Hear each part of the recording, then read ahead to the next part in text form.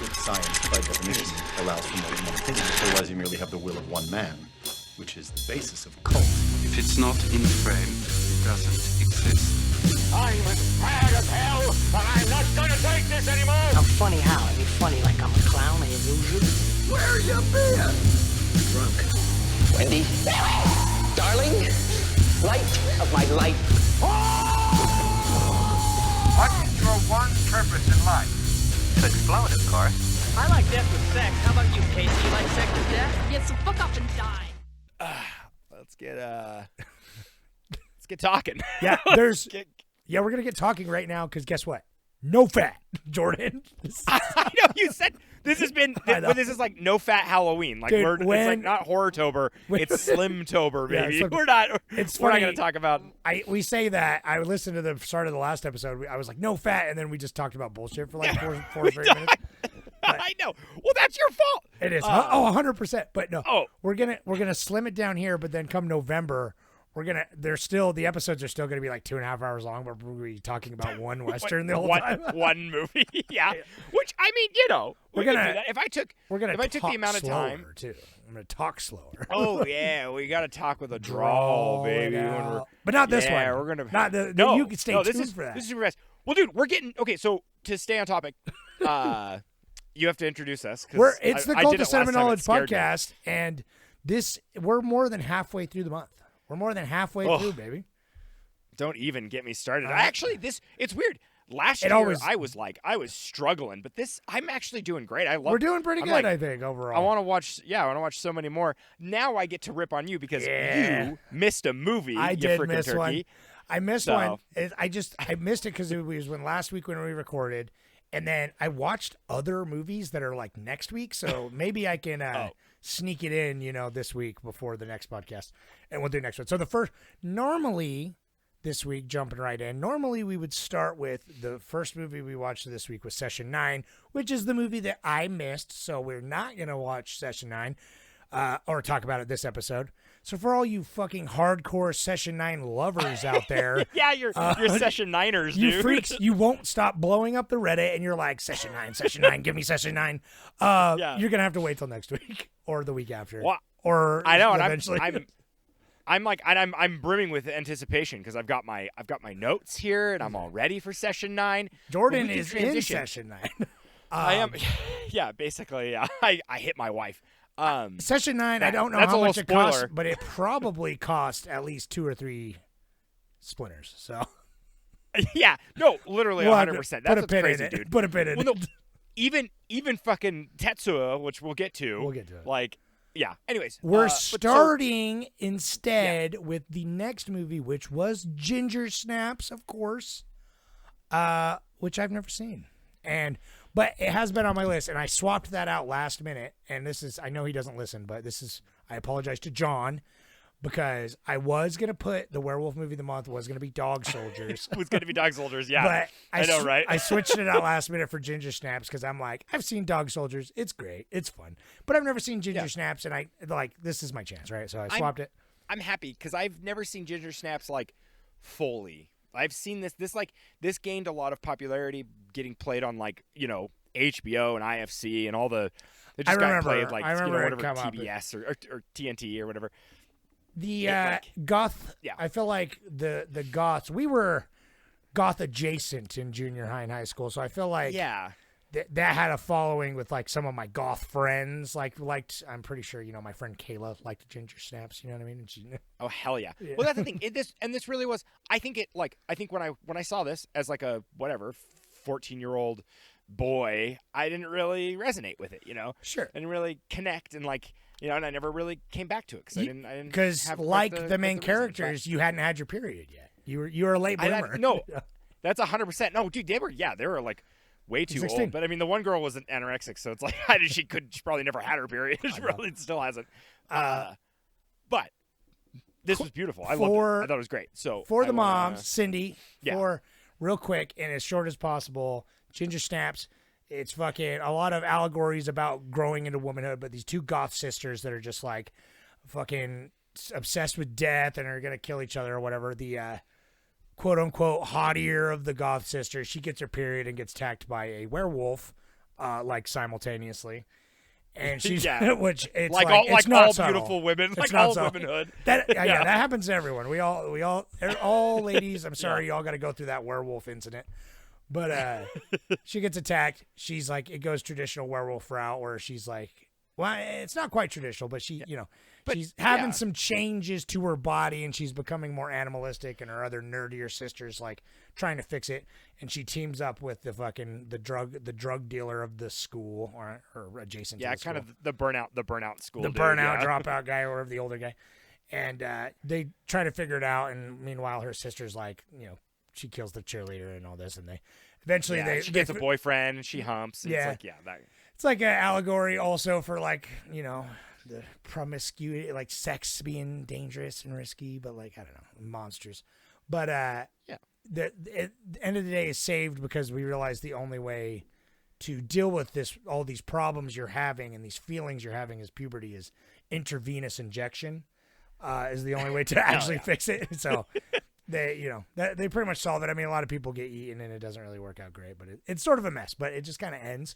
There's like a battle at the end and she like maybe kills her sister. Kind of. Yeah. Right. Injects her and then she she dies like in her arms maybe, but like maybe not. I don't know. And she Sort of injects herself, right? I kind of forgot if she did, right? Bridget is the kind of the de facto lead character because it's like it follows her and her wig through 90% of this movie. Yeah. Where Ginger is kind of just Ginger she's the B snaps. Yeah. Anyway. Yeah, she does slap and snap. This was my first time watching this movie, obviously, and I had a lot of fun with it. I feel like it lost some muster in the last half. Like, started off really strong. Because I was getting very much like Ghost World and like Heather's vibes, where it's just like this sardonic, like these like two teenage girls are like, I hate everything, but like they're super metal with their fucking like all their death photography and stuff. And then the werewolf stuff happens, and I'm like, oh, this is cute. And then it's the allegory with her period, and like they're like, I'm getting hair in weird places, and they're like, that's normal. And it's like, but you're turning into a werewolf, bro. It's great, but it kind of just keeps going. Like in the second half, like I feel like it spins its wheels a bit. You know what I mean? But I still had a lot of fun. I did really enjoy this. I think it's like I preferred it's like its tone to the coming of age a lot more than like their actual horror bend to it. It kind of was like a bummer. But the one thing I really, really enjoyed is like the director, like John Fawcett or whatever, he wanted to do everything practical, and I couldn't appreciate that more. It was great, but it was also, it's like this made me happy because we've watched Megan is Missing this month, and that has tainted my brain for any human being writing a teenage girl. I'm like scared now. I'm like very frightened. And so I was like, oh, this is nice. But also because like a woman wrote it, and right. It, and like thank God, because it shows, and it's like, it definitely feels like that's the difference, right? Comparing it to Megan is Missing it's like this feels lived in a way, like even though it feels like early 90s, even though it's like late, it's like 2001 or whatever, but it's like you could tell it was written on the experience of like someone who was like a goth in the mid 90s or whatever, is what it feels like. Totally. But it feels authentic, and the actresses do a very solid enough job. You know what I mean? Like they're good. No, I think they're fantastic. They do good. but it's like it's great because they're so of the time. Yeah. Like this feels, it's like it feels so rooted in the 90s that like it's fantastic. I love it. I know it's like 2000, but whatever. It's like it's 90s. That's the same. That's the same diff. It's 2000s hasn't come into its like, it's usually like 6 years into a decade that it like kind of, and it still feels gains its, you know what I mean? This is not like The Matrix or anything. This is like a very indie production that probably was filmed in like 99 or something. So it feels it feels like 94 or whatever, but it does. It has that, but they do. Yeah, God, I have to give like a shout out real quick to the kid, the like one that gets the like basically an STD, and he's all he's gross. I love like he's in the like closet with her and he's just like I like how he's like I don't know what the fuck's happening to me, man. And Bridget's just like I don't know. You're like and his freaking me because they out. really are like it's funny that they jump immediately to lycanthrope, which is refreshing because in a lot of horror movies, you know, people won't say zombie or they won't say werewolf, but they're literally like I hit a strange animal and I'm thinking lycanthrope. But like also this is sort of even though it hits like some of the traditional like werewolf beats, this is very not like a traditional werewolf movie where it's like she's transforming the whole time into a weird monster. She's like growing a tail. That's what's cool. The kids, it is cool. Yeah. Instead of just like, you know, all at once on the full moon type of vibe. Right. You know, think American. And yeah, werewolf, it's almost right? like right, Wolfman-esque. Yeah, you know, where exactly. it's like that night. It's like, but I like that it's like it is a growth. That's what that to the allegory of adulthood is great. If like, they literally said like just beast, like some monster, like that would be just as tracks because like the werewolf puppet is fun, but like not. It's so sick. It's great, but it's like not great. It's on a dolly. Yeah, it's like but you know. But you know, it's like the effects and the makeup are very respectable. But I'm like, yeah, I'm not getting that Heart of Werewolf vibes. Other than just sort of like cute little waggy tail, though. I don't know, that awakens. No, something. the little waggy tail, and I love like the little tuft of fur and her scratch. It's like that is really funny that they're like they're both like kind of figuring this out together a little bit. But also. Shout out to the mom, who's a straight up grade A psychopath. Yeah. Who's just like, we'll burn our house down with your father inside of it. Dude, and she's like, you just tell me now, look me in the eyes and tell that's me like I the will burn that last house scene down. you really see her in too. She's just kind of like, all right, well, I guess. She's like, shows up, kills the guy, and it's like, get in the car, and then she drives her to the party, and it's like, all right, well, good luck with that, and it just like pieces the fuck out. Yeah, it's like they're writing and they forgot about her, and they're like, "Oh yeah, well." All right. Really, they cut a scene. They're like, "It's fine, we don't need her." But yeah, I feel like that scene was a lot earlier, but then they're just like, that's what I'm saying. It's like you feel like it's gonna ramp up, and then like halfway through, they accidentally kill the like other lacrosse chick when she like slips, and then they're like, she's got her fingers get left behind, and they bury her, and it's like, oh okay, that's like the point of no return, and they're like really ramping up. But then there's like another 40 minutes of like she keeps going back and forth to the drug dealer guy, and then like she's like, I don't know, I ate a dog off screen, which. Can we mention how many poor dogs get eaten? Like, this has got the most. I know. This is the worst universe to be a dog, right? The website, dude, the website, like, does the dog die? It's like, yes, a lot. A lot of them. There's like at least 4 just like fucking dead, mutilated dog puppets. Like, the opening is so good with the. It's like the fisheye almost that goes in on the dead dog. Yes, and it looks good too. It's great. It's like it's so much carnage, and it's like so much. Like so much, it's been worked so much that it actually kind of feels realistic. Like it feels like it's been, mutilated. So it's good. I know it's funny that it's like I was like laughing the whole time, and then I really like they leaned into the joke when it's just like it's Halloween, and then the puberty boy with all the like his werewolf shows up as pimples because puberty. I know that was that was good. He like goes to attack the child who's wearing the dog costume. That's like for Halloween. I'm like, dude, even the kid in a dog costume's not safe. Yeah, I thought that was cute. I don't know. Right. And I loved. I mean, the writing was great too. It was fun. It was a fun time. Definitely like a low budget fun indie. Like it's doing some cool ideas. It's got some like an interesting like kind of like feminist tweak to the genre. I know when your daughter's a little older, it'll be interesting. Yeah, it's a high school coming of age that also kind of has to be about vampire or about werewolves, right? Yeah, werewolves. And it works. You know what I mean? I don't think it always 100% sticks the landing, but it's easy to see why this is sort of a cult classic. You know what I mean? It's cool. And give me a money minute or whatever. Well, I'll give me a money minute. But finish your thought. I was gonna say the chick that played Ginger. I was like, who is this chick? I love her. I can't remember. And so I looked it up, and she is in another movie that I didn't put on this year, but it's made the short list a couple times. American Mary.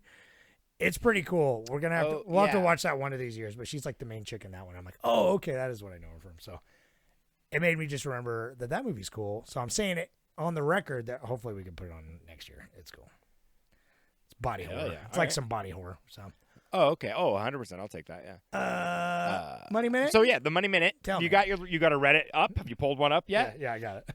Let's just also real quick, just to like refresh everybody out in podcast land, we're kind of tentatively comparing this to the first movie we watched this year called Splinter, which was shot for $14,000. Which like I don't know if you quite understand how much money that is to a layperson, but like in the scope of a film, that's like literally nothing. Like that's like a day. Like it's like Kubrick would shoot like, $20,000 a day. And so it's just one of those things where it's like, anyhow. More than that probably. This film, Ginger Snaps, was actually its budget was $4.5 million, which is pretty dang good. Pretty and good. lucky Canadians, they get all like this. They have all this like Other countries arts, care about their they arts. care about their yeah. arts, yeah. But anyways, yeah. So it's 4.5, but it only box office 572,000. And yet it has 2 Which- sequels. Yeah, right. 2 sequels. I would imagine Which is wild. I couldn't find IFC bought it, so I don't know what that whole deal was. I mean, at the IFC time. like late nights, I could totally see that. Yeah. on I'm that. sure they probably threw like another $5 million in today's money for those like sequels or whatever. Probably like cheaped them up. But anyways, great movie. Let's hear some Reddit. Yeah, that's solid. Clones of People 2 says, first watch, never heard of this and was one of the ones I had the least interest in this month. However, I was wrong. I quite enjoyed the mood of this. I can't think of a lot of female werewolves, so it was nice to see this leaning into that thematically and making it coming of age. Although I must say that I need to hear a female opinion of this film and the puberty period subtext. Every woman gets attacked by a werewolf. Like that's the thing. Yeah, that's exactly it. From and what you I've get heard. jewelry, you get a piercing. And I 'Cause told, that's the only- I was mad my wife didn't watch this with me because I was like, you probably would have hated it, but also I'd be interested to. She probably would be like, I could see her liking the words, it, though, the and words when she's like, the words "just cramps" should never be in a sentence together or whatever. I'm like, that sounds like my wife. I know, right? Yeah, women. Yeah. Yeah. Anyway, he goes on to say, I like the atmosphere and the tone. It was dark with humor, suitably graphic with the gore and body horror. Not extreme, but still a little intense at times.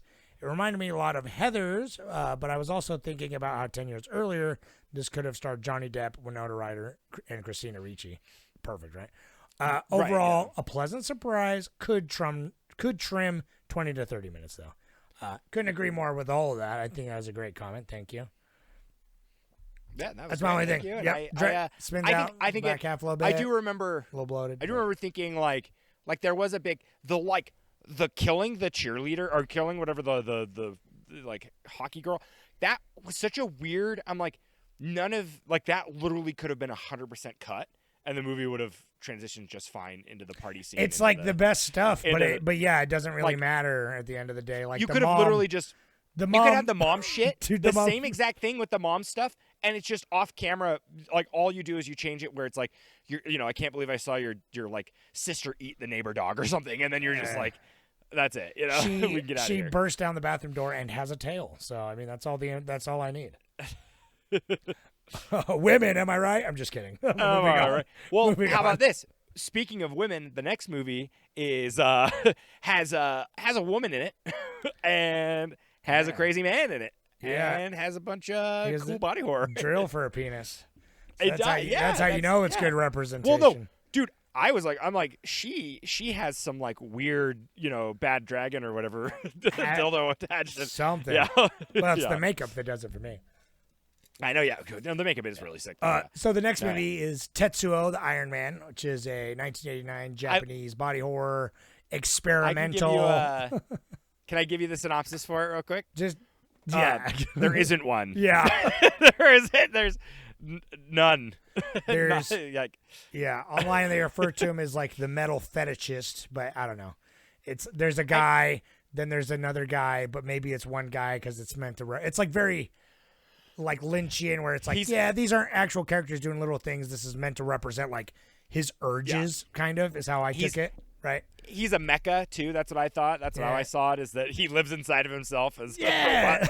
Right. You know, It's his urges, and then he's got his girlfriend, and the world is rust and metal. But well, and I was curious. The woman that he was fucking in the park, was that his girlfriend too, or is that because he would have sex with his girlfriend in the apartment, and then it would cut to that scene, and he seemed upset, and I'm like, is he upset? Because it's like it's someone, and I was like, whose point of view are we seeing when it goes to like really low quality, like when it goes from film to like digital or whatever, or like like high 8 probably.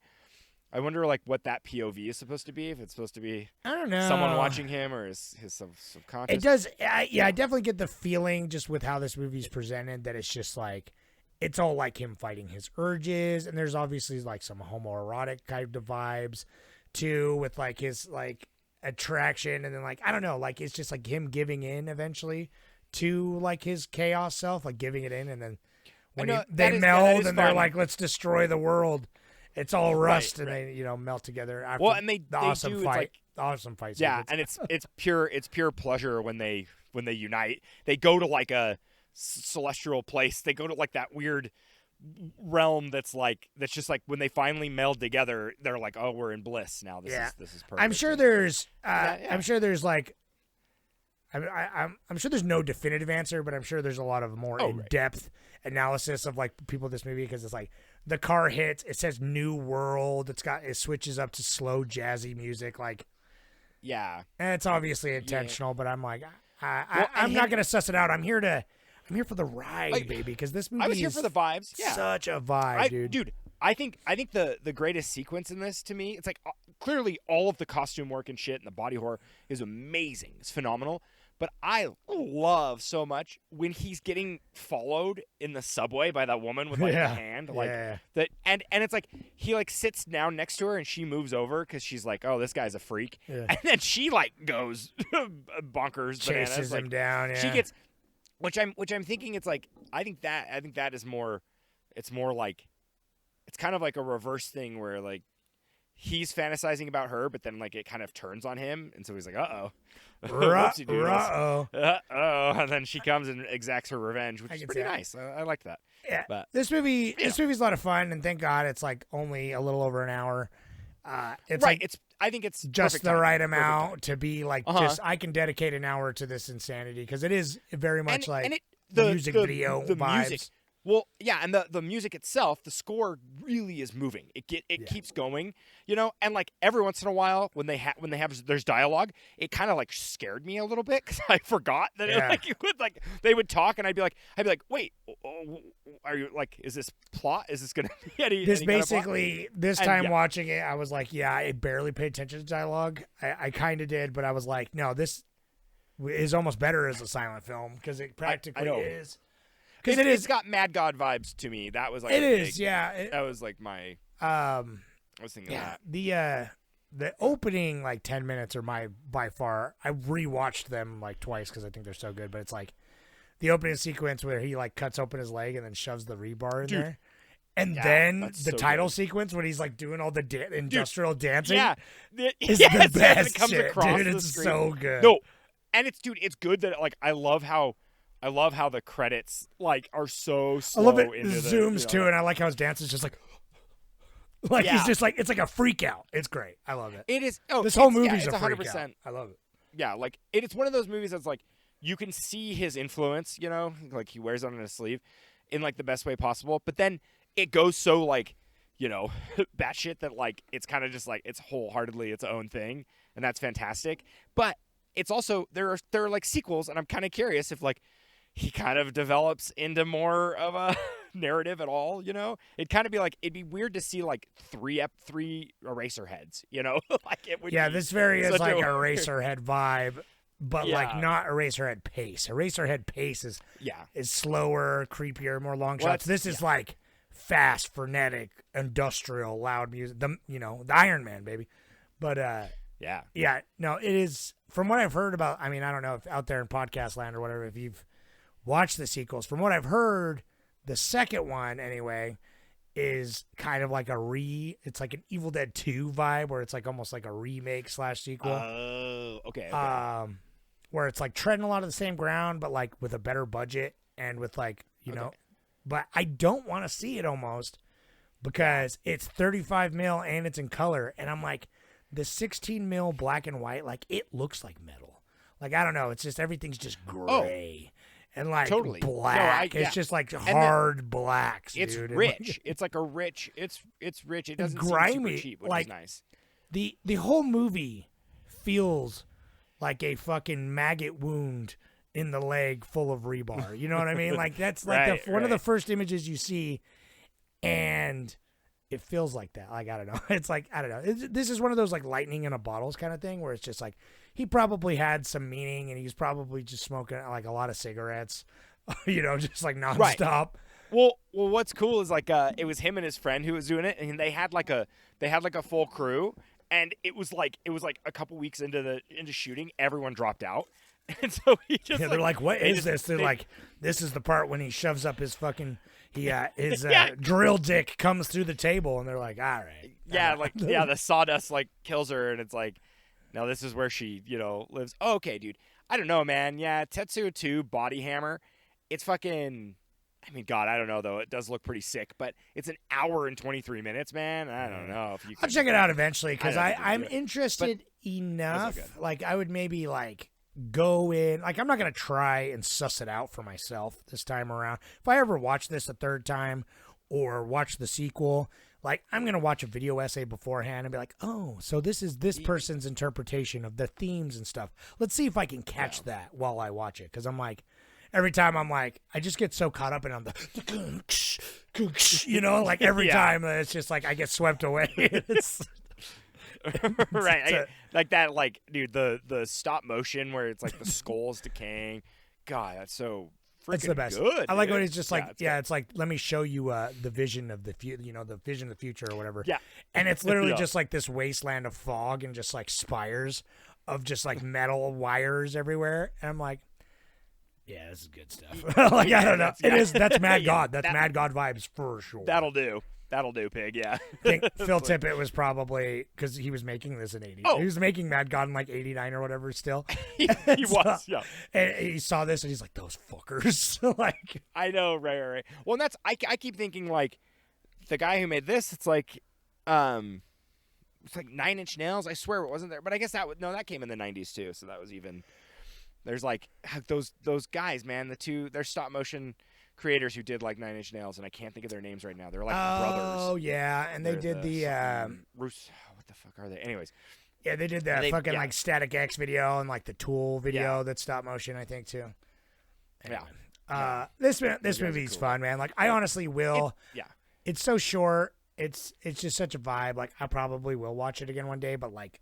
In the background, like this is a perfect background movie. Oh, this is totally. This is like a movie plays that at the Halloween party, dude. At a Halloween party, or just even like on loop at like a weird cafe or something. Like, this is definitely just like this would be on like at your cafe, just like this is true art house. Yeah, Tetsuo I know, 100%. Day, yeah, right. This is like capital A art house. So it's like, it is.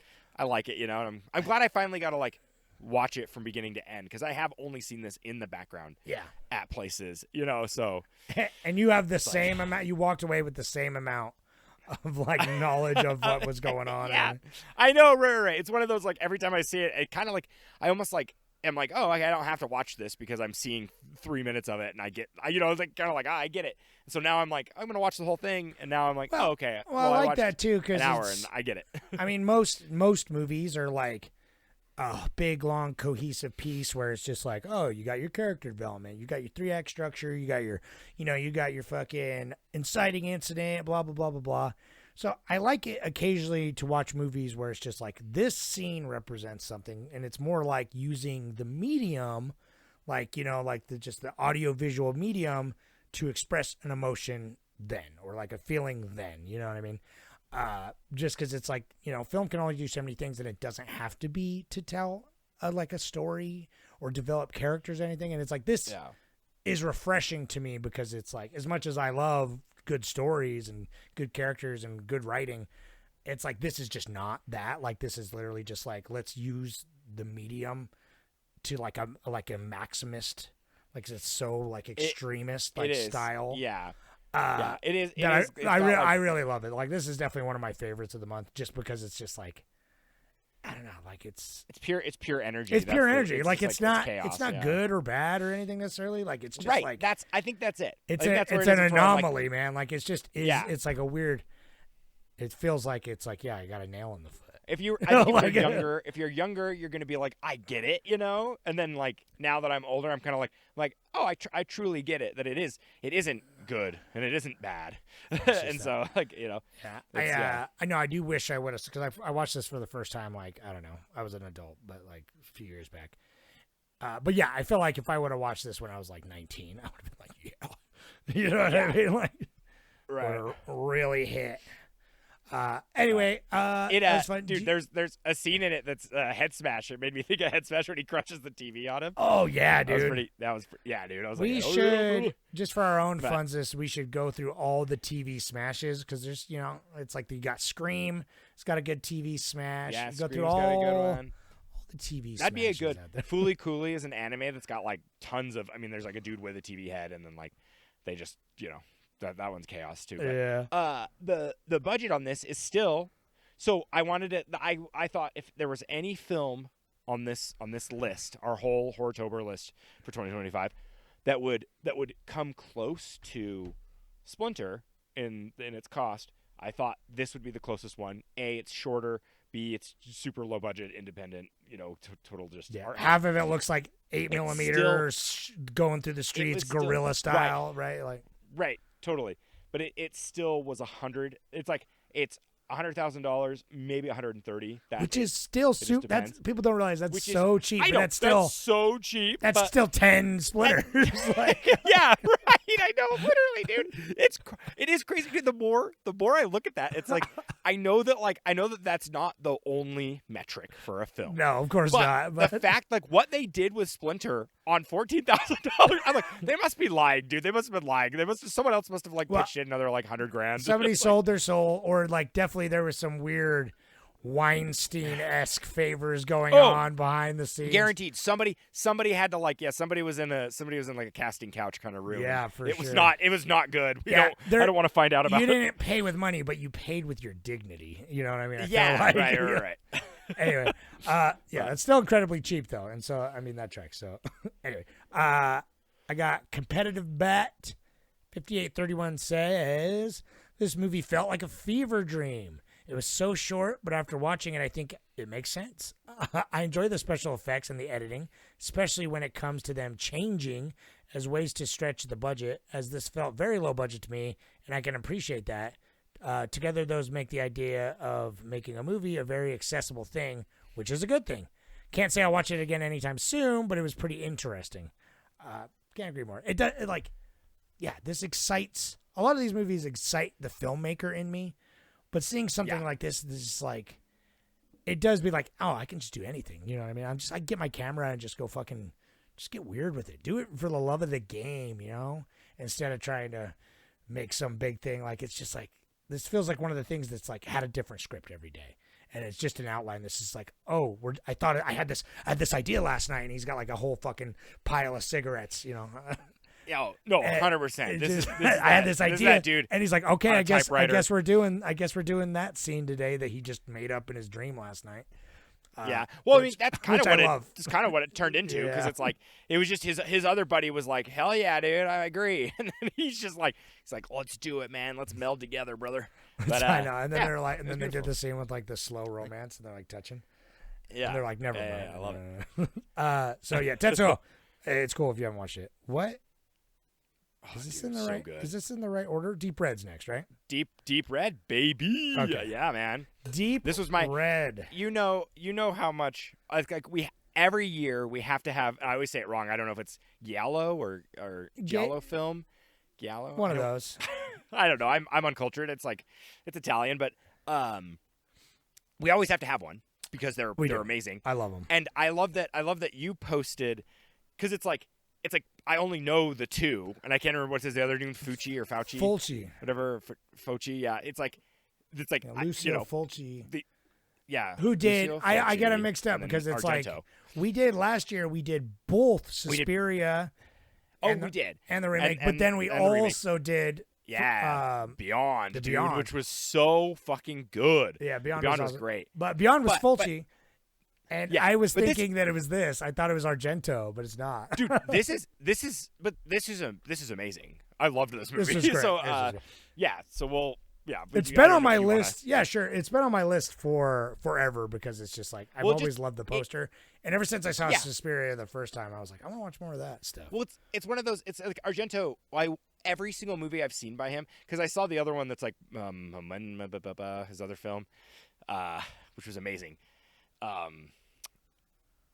But I've seen I'll get there. Opera, can't but I remember don't what it's really called. remember it. I know that's like technically a sequel to like Suspiria or something, but Yeah. Oh no, it's Phenomena. Yeah, Oh, dude, yeah. Phenomena's so good. I next highly year recommend we're gonna do more. So for sure, because it's And like I know the Bird of the Crystal Plumage is the one that my buddy Joey always said, like, you gotta watch that movie. It's so All right, good. next And year so- we'll do a Fulci one and an Argento because Yeah. No, that. Oh, dude, Good. it'd be cool to do like a whole week. Let's like you look know, at some other instead of yellow, instead of maybe instead of doing remakes Or- and stuff, we'll do like something like that. Anyway, like a. this movie, This week this- and this this year, movie. we're yeah. Deep Red. It's like this fucking. He's a jazz pianist in Italy, and he fucking witnesses a murder of a psychic, which kind of has nothing to do with anything. I was Which- expecting more psychic I stuff. me Nothing. Me too, but dude, I Other loved than her the psychic performance could so much. It was awesome. Yeah. Yeah. So murders a psychic. He gets involved, and then like while he's on the crime scene, he gets interviewed by this like reporter, and they kind of like have a fling. They kind of like dude, that reporter's good too. She's awesome. The women in Argento films are so cool. so cool. But yeah, he kind of this chick. They like almost want to solve it together. She's the reporter, and he's just like. He just gets really invested, and it's so funny. Everyone's for giving no him reason really. I guess because it's traumatic. He saw her death. and Yeah, so, he I don't feels know, like he owes something to it. So anyway, there's some mystery. Some people get murdered along the way, and he can't quite figure it out. And then he's got this drunk friend who's also a piano player. I forget his name. It's like I don't know. Whatever. fucking Carl, it's Skinny like friend. Carlo or something like that. And Yeah, this guy, It is Carlo, yeah. he's popping in and out, and he goes and he's hanging out with his mom. He keeps trying to look for him because it's like he was there the night that the murder happened, and so he's like trying to be like, hey, do you remember this? I remember there being a painting that was important, but it's like gone when I went back. Something's up. I don't know what it is. And then so eventually they're trying to piece it back together, and fucking it turns out that it's like Carlo's mom. His mom, right? So It's his Carlos mom. saw mom murder his dad, right? Yeah, as a that's kid. what- Is that what happened? Okay, that's the whole I got a backstory. little. That's what happens with Argento a little bit. It's like sometimes you'll just be like you'll be in the jazz and he'll be like flipping around and he'll be shooting these like beautiful black, really just like crazy ass shots, and his camera's just floating like a phantasm. It's beautiful shit, dude. And then I forget there's plot, and then and then something will happen, and I'm like, Yeah. wait, what? Yeah, there's But the whole like, oh, there was Okay, a, that was the- yeah. I breezed over. There's like Well, the fairy tale, and then like a murder of a child that happened, or a child witnesses yeah. a murder. Anyway, it's like he saw the mom's reflection in a mirror, and that was what he thought was the painting, but it was her. And then like his buddy gets killed. He gets dragged behind a fucking truck. Dude, gets Oh my murked. god, that's one of the brutalest. And- oh my god, this has so many good kills. It's so many good kills too, and it's like and then the mom was like the real killer the whole time, and the son was like protecting her, and then she gets her necklace caught in the elevator and gets beheaded by it, which is awesome. Yes. And that's I know, it's such a good. It's like such a simple way to go, But man. It's just this like, is and then it definitely- just ends. It just like ends just like ends that. Like, right. she gets He's her head, staring and he's, like, into the sitting puddle of there, blood, and into the it blood, ends. and then The the credits. credits. It's Yeah. beautiful, dude. Over the blood, but no. Was the room with the corpse in it? Was that his dad? Yeah, that was I'm like- that was like his friend's dad, right? And so it's just like the whole thing. The whole thing is that like the mom killed the dad, and that's the scene we see in the beginning, and that's why that music is always playing too, is because like that was playing during the scene or whatever. And she killed his dad, but then like hit him and boarded him up in the wall, and then like he was like fucked up from it, and he's like protecting his mom also. But his mom is Right. going some full on psycho shit and killing this. It's so funny. I'm like thinking how it all started off, and it's like, oh, this psychic is like, it was you. I see that you did a murder, and she's like, better kill this bitch. She can out me, Yeah. and she does. But it's so good. It's so like as we talk about this, it sounds more put together than it is. I mean, and actually, this is a little more coherent than like I think Suspiria a little bit too. But, yeah, it's got all the beats of like a traditional thriller. Like I feel like if this was remade like in a like Fincher-esque style thriller, like it'd be a lot tighter. It'd be very like to the plot. Like it would be mysterious and shocking. But like it's the style of these movies. Oh my god, dude, it is. The texture of these films well, and the deep thinking, red blood. I know, red. Right? Well, and I love how it is a product of its time so much. Yeah. But it feels like it always feels like he shoots them like it's like there is no set dresser or it's all practical. And so there's times where he'll shoot and it'll literally be like a stove with like one pot in the room and that's it. And then blank walls and it's like all concrete. And I'm just like, where is he? Where is he shooting? Like, it's not sets. He doesn't shoot on sets. He shoots in real life. And it's like that street set with that like statue and stuff. I'm like, where are these places? Dude, like, was there's nobody there. The blue cafe or whatever. Okay, maybe every city in Italy looks the same to me. You know, because I don't know, but I swear to God, it may not have been the same one, but I feel like that was the same plaza from Call Me by Your Name.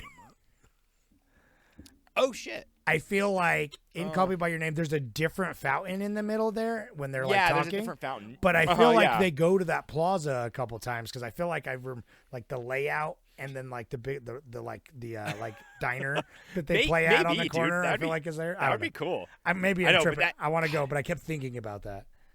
Yeah, but no, that set was great. What the music and the editing is just what goes way too hard, dude. Like way too hard.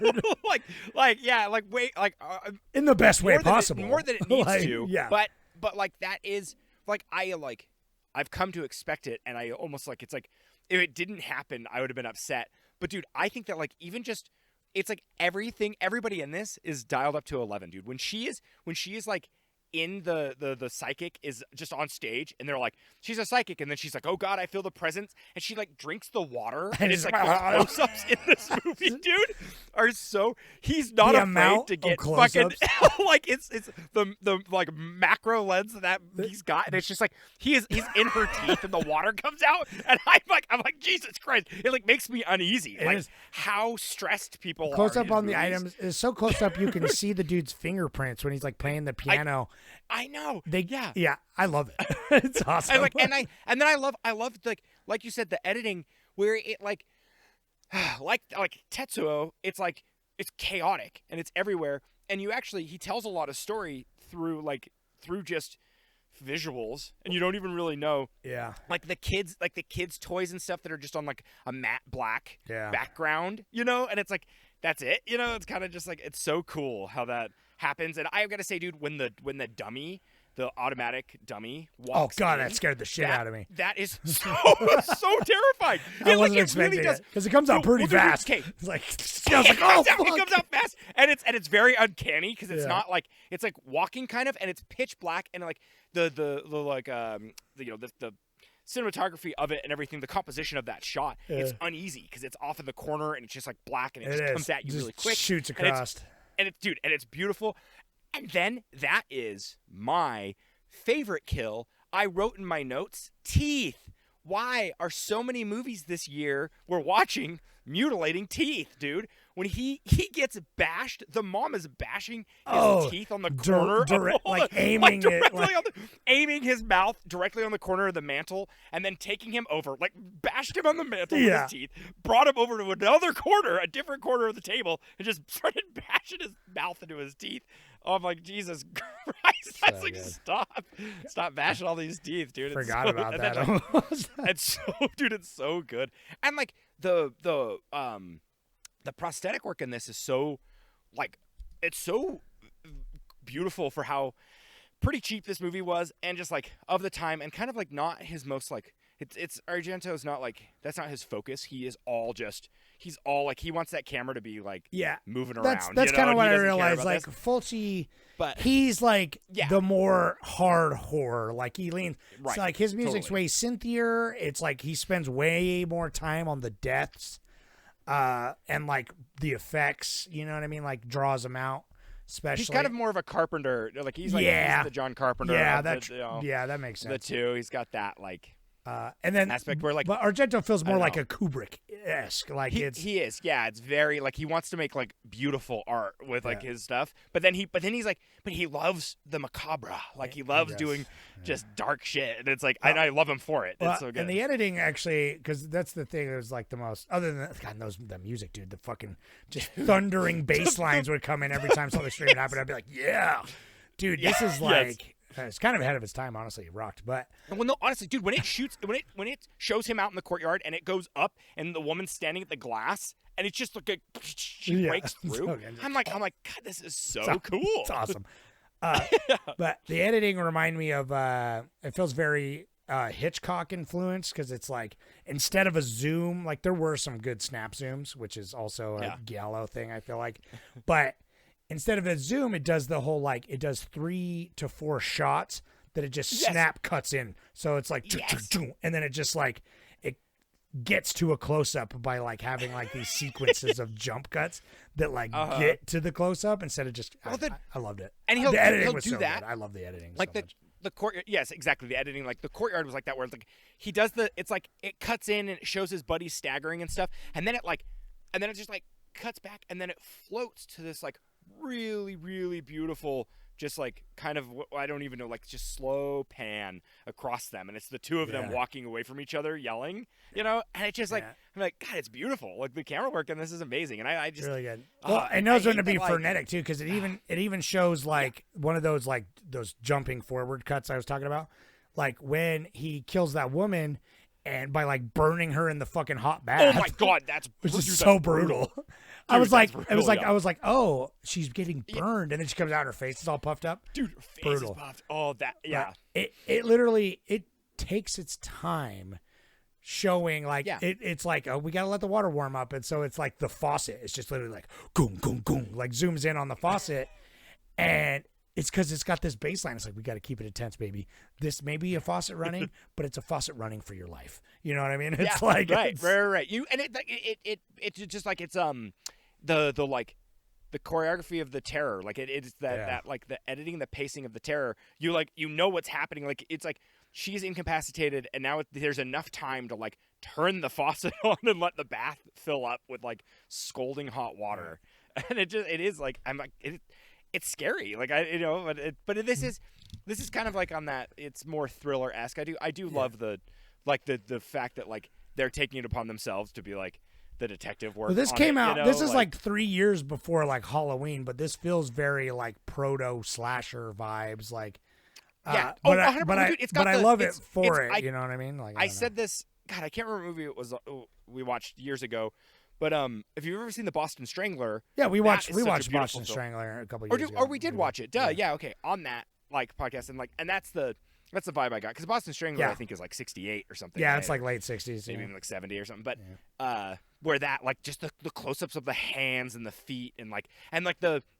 It's like I love the timing of everybody too, where it's like he goes up into the apartment complex and he's looking out the broken window and he sees the person walking away, and it's just like it's just like he can't like catch him. He just keeps missing him. I will say, as much as I enjoyed this movie, as much as we both seem to have enjoyed it, there are some sequences that went on way too fucking long. Yeah, I mean that's the whole point of these. That is the part of this these was like films that, this was like over drag. 2 hours. This does not need to be over 2 hours. It does like, not need to be 2 hours. When he's in like I appreciate what they're doing. Like when he's like looking in the old house. They literally just like filmed him. They're like, all right, just explore this house. And then they just like filmed him do it with nothing happening for like I'm not even exaggerating, like 20 minutes.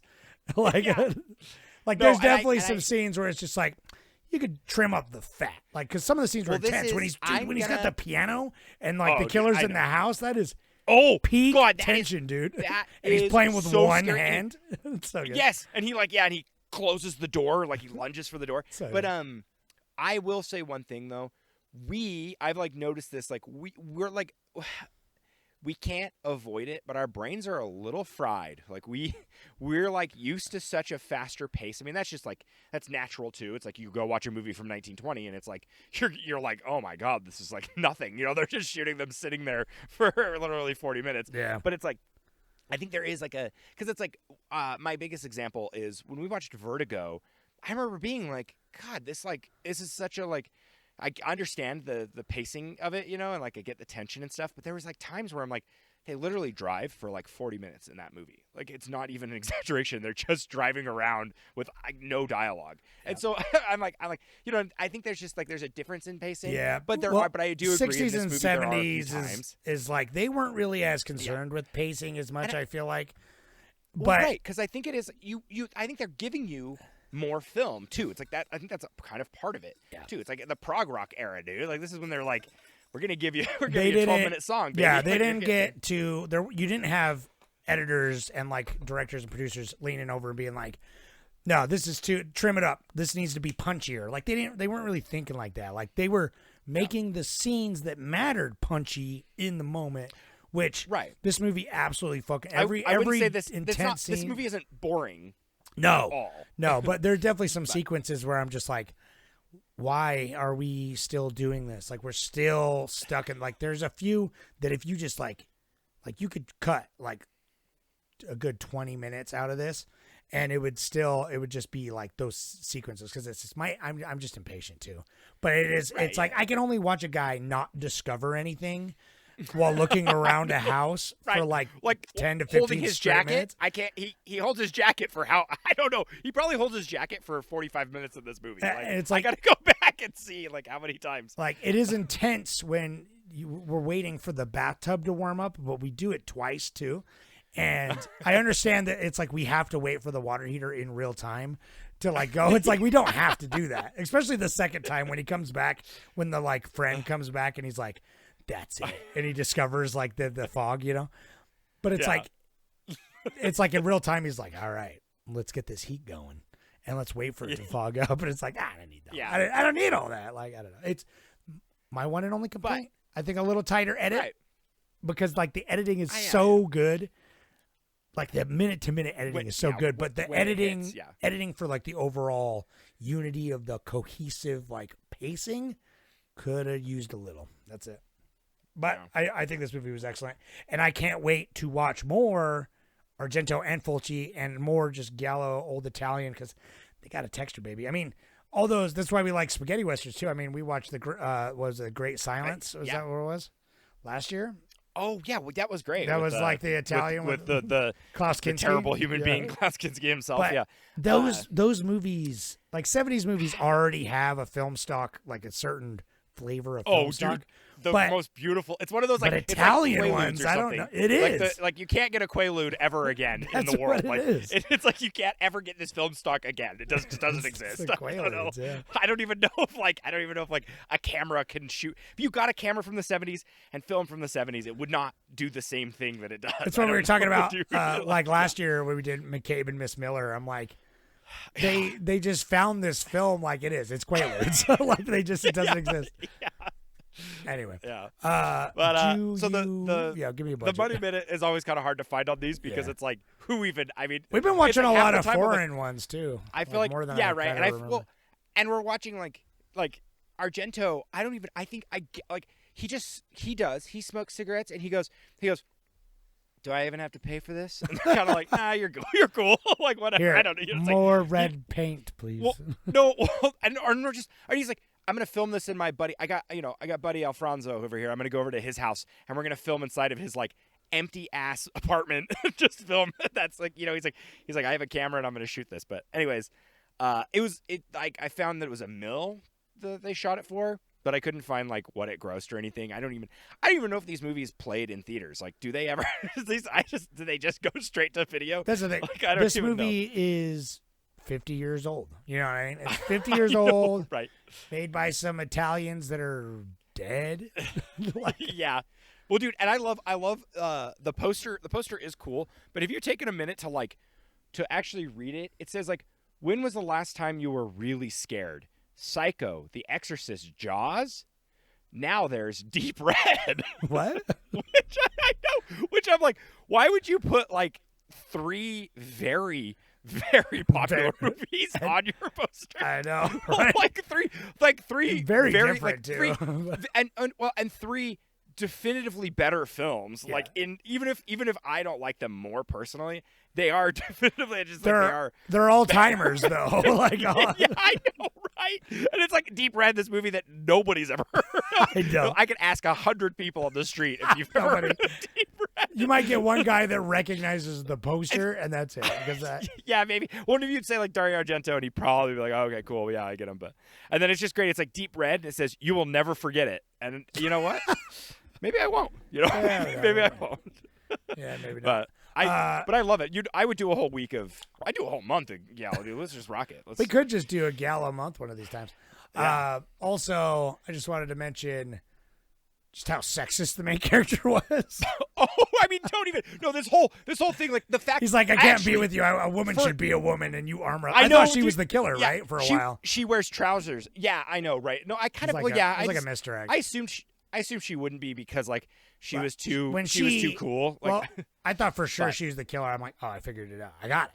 Because like literally, she's like shows up on the scene. She doesn't show her face to the psychic's friends until they say they didn't see the person in the audience. Then she comes out of the shadows. Oh, that's cool. So it was like there's cool. so many clues that I'm like, oh, it's her. I got it. I fucking nailed it. I'm a baby genius.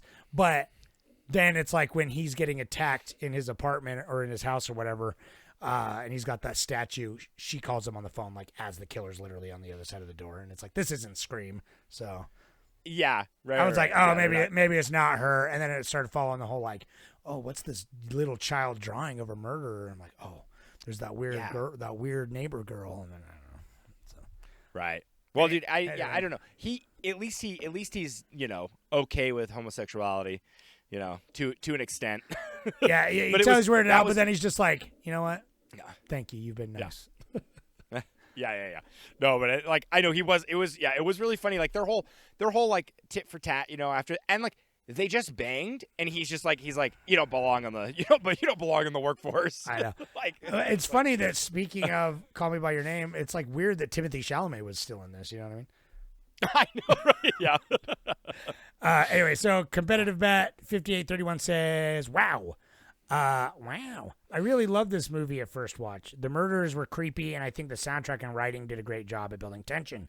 There were also parts where my suspicions changed before I'd remember things that happened earlier in the movie.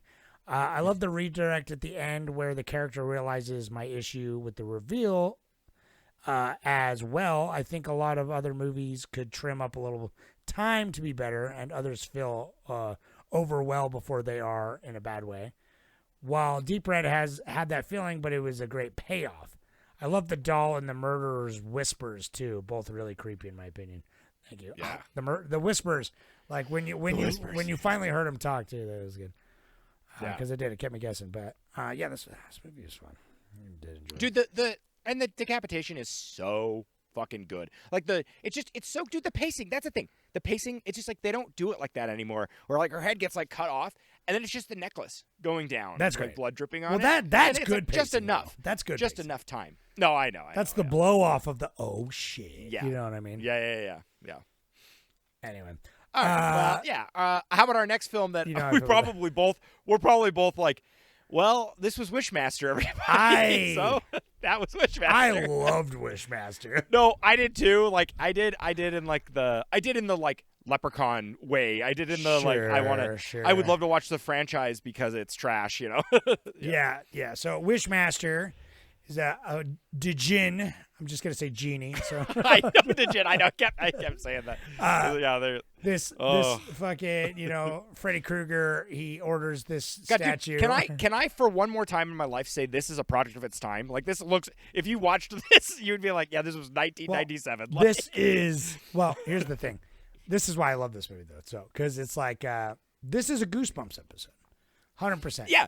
This is I kept being like, R-rated. It was an hour and a half long Goosebumps episode. Yeah, it would be like it wouldn't be R-rated, and then he would be like, I'm gonna fucking slit your throat. And then I'd be like, oh yeah, I forgot it's like R-rated. No, there's just so many times where like it's like doing something campy, and then like the skull like comes out of the dude's skin. And I'm like, oh yeah, this isn't for kids. Like it feels like a Xena the Warrior Princess episode, and then it's like yeah. Well, that's the thing. It's like I don't know, like it's campy, it's cheesy, it's like trying to be stuff that it's not sometimes. Like yeah, like the Djinn is like saying, I can't say that word. He's like literally like waxing philosophical, and then he's just like, yeah, fuck it. You know what I mean? Then all of a sudden, like, he's just like Freddy Krueger. All of a sudden, he's like, yeah, whatever, bitch. Yeah. Which is all fine. I interrupted this beautiful synopsis. I'm moving on. It's a Djinn, comes back in the 90s, and it's wishes, and he's the Wishmaster, and but every time he does his magic he's the bad guy in Goosebumps. Like that's it. It's one of those things. It's like the classic trope of like you wish for something, and then there's the catch, monkey's paw, you know? right? Yeah. But yeah, monkey's paw, sure. But yeah. I mean, this is like straight up just like genie style, where it's like you make a wish. And then the wish backfires. Well, and the only way he can do anything is if somebody like asks something from him. So it's like he needs 3 wishes to like bring about the apocalypse or whatever, to like bring forth the death dimensions. So the main girl, he's like tormenting her life because she needs to be the one to do it because she's the one that summoned him. But but he's even going then, around I don't like terrorizing everyone else. I was confused though because there's a time. I mean, obviously, I don't need to. This doesn't really. It's not like this is like super plot heavy. So in Leprechaun, when he pogo sticked her to death, why? Like, how does that really work with them like that? How does that? Yeah. What's the themes behind that? Yeah. But no, in this, it is funny because it's like he like, I guess it's this. The wish, like rules were really bothering me, and that's fine. That's like it doesn't matter. It's one of those things where like I know for a fact they were like, who cares, whatever, whatever. We're just it's fun kills, and that's don't it. Ask. Don't ask questions. I was 100% there for it. I loved all the kills, but and there's like I loved how like they're just super campy and they look terrible for like they used so much CG. They were just like we'll just CG it all. Some of them were great. Some of them were so good, but yeah, the and CG Tony Todd. His was sick. His was good. Where it's like his Houdini. I have a affinity in my heart for skeletons that are like alive and attack, and you never see that. That's the only thing I like about Army of Darkness. But the skeleton coming out of the dude's body, dude. That went hard. Peak, I was dude, so yes. Peak. No, don't get me wrong. Like that was probably like the best. Well, it starts off on such a high because there was some good body horror in that scene too, and then it's just like, and then it gets really campy 90s, like protagonist chick with a edgy sister that we don't give a fuck about that we're supposed to suddenly care about.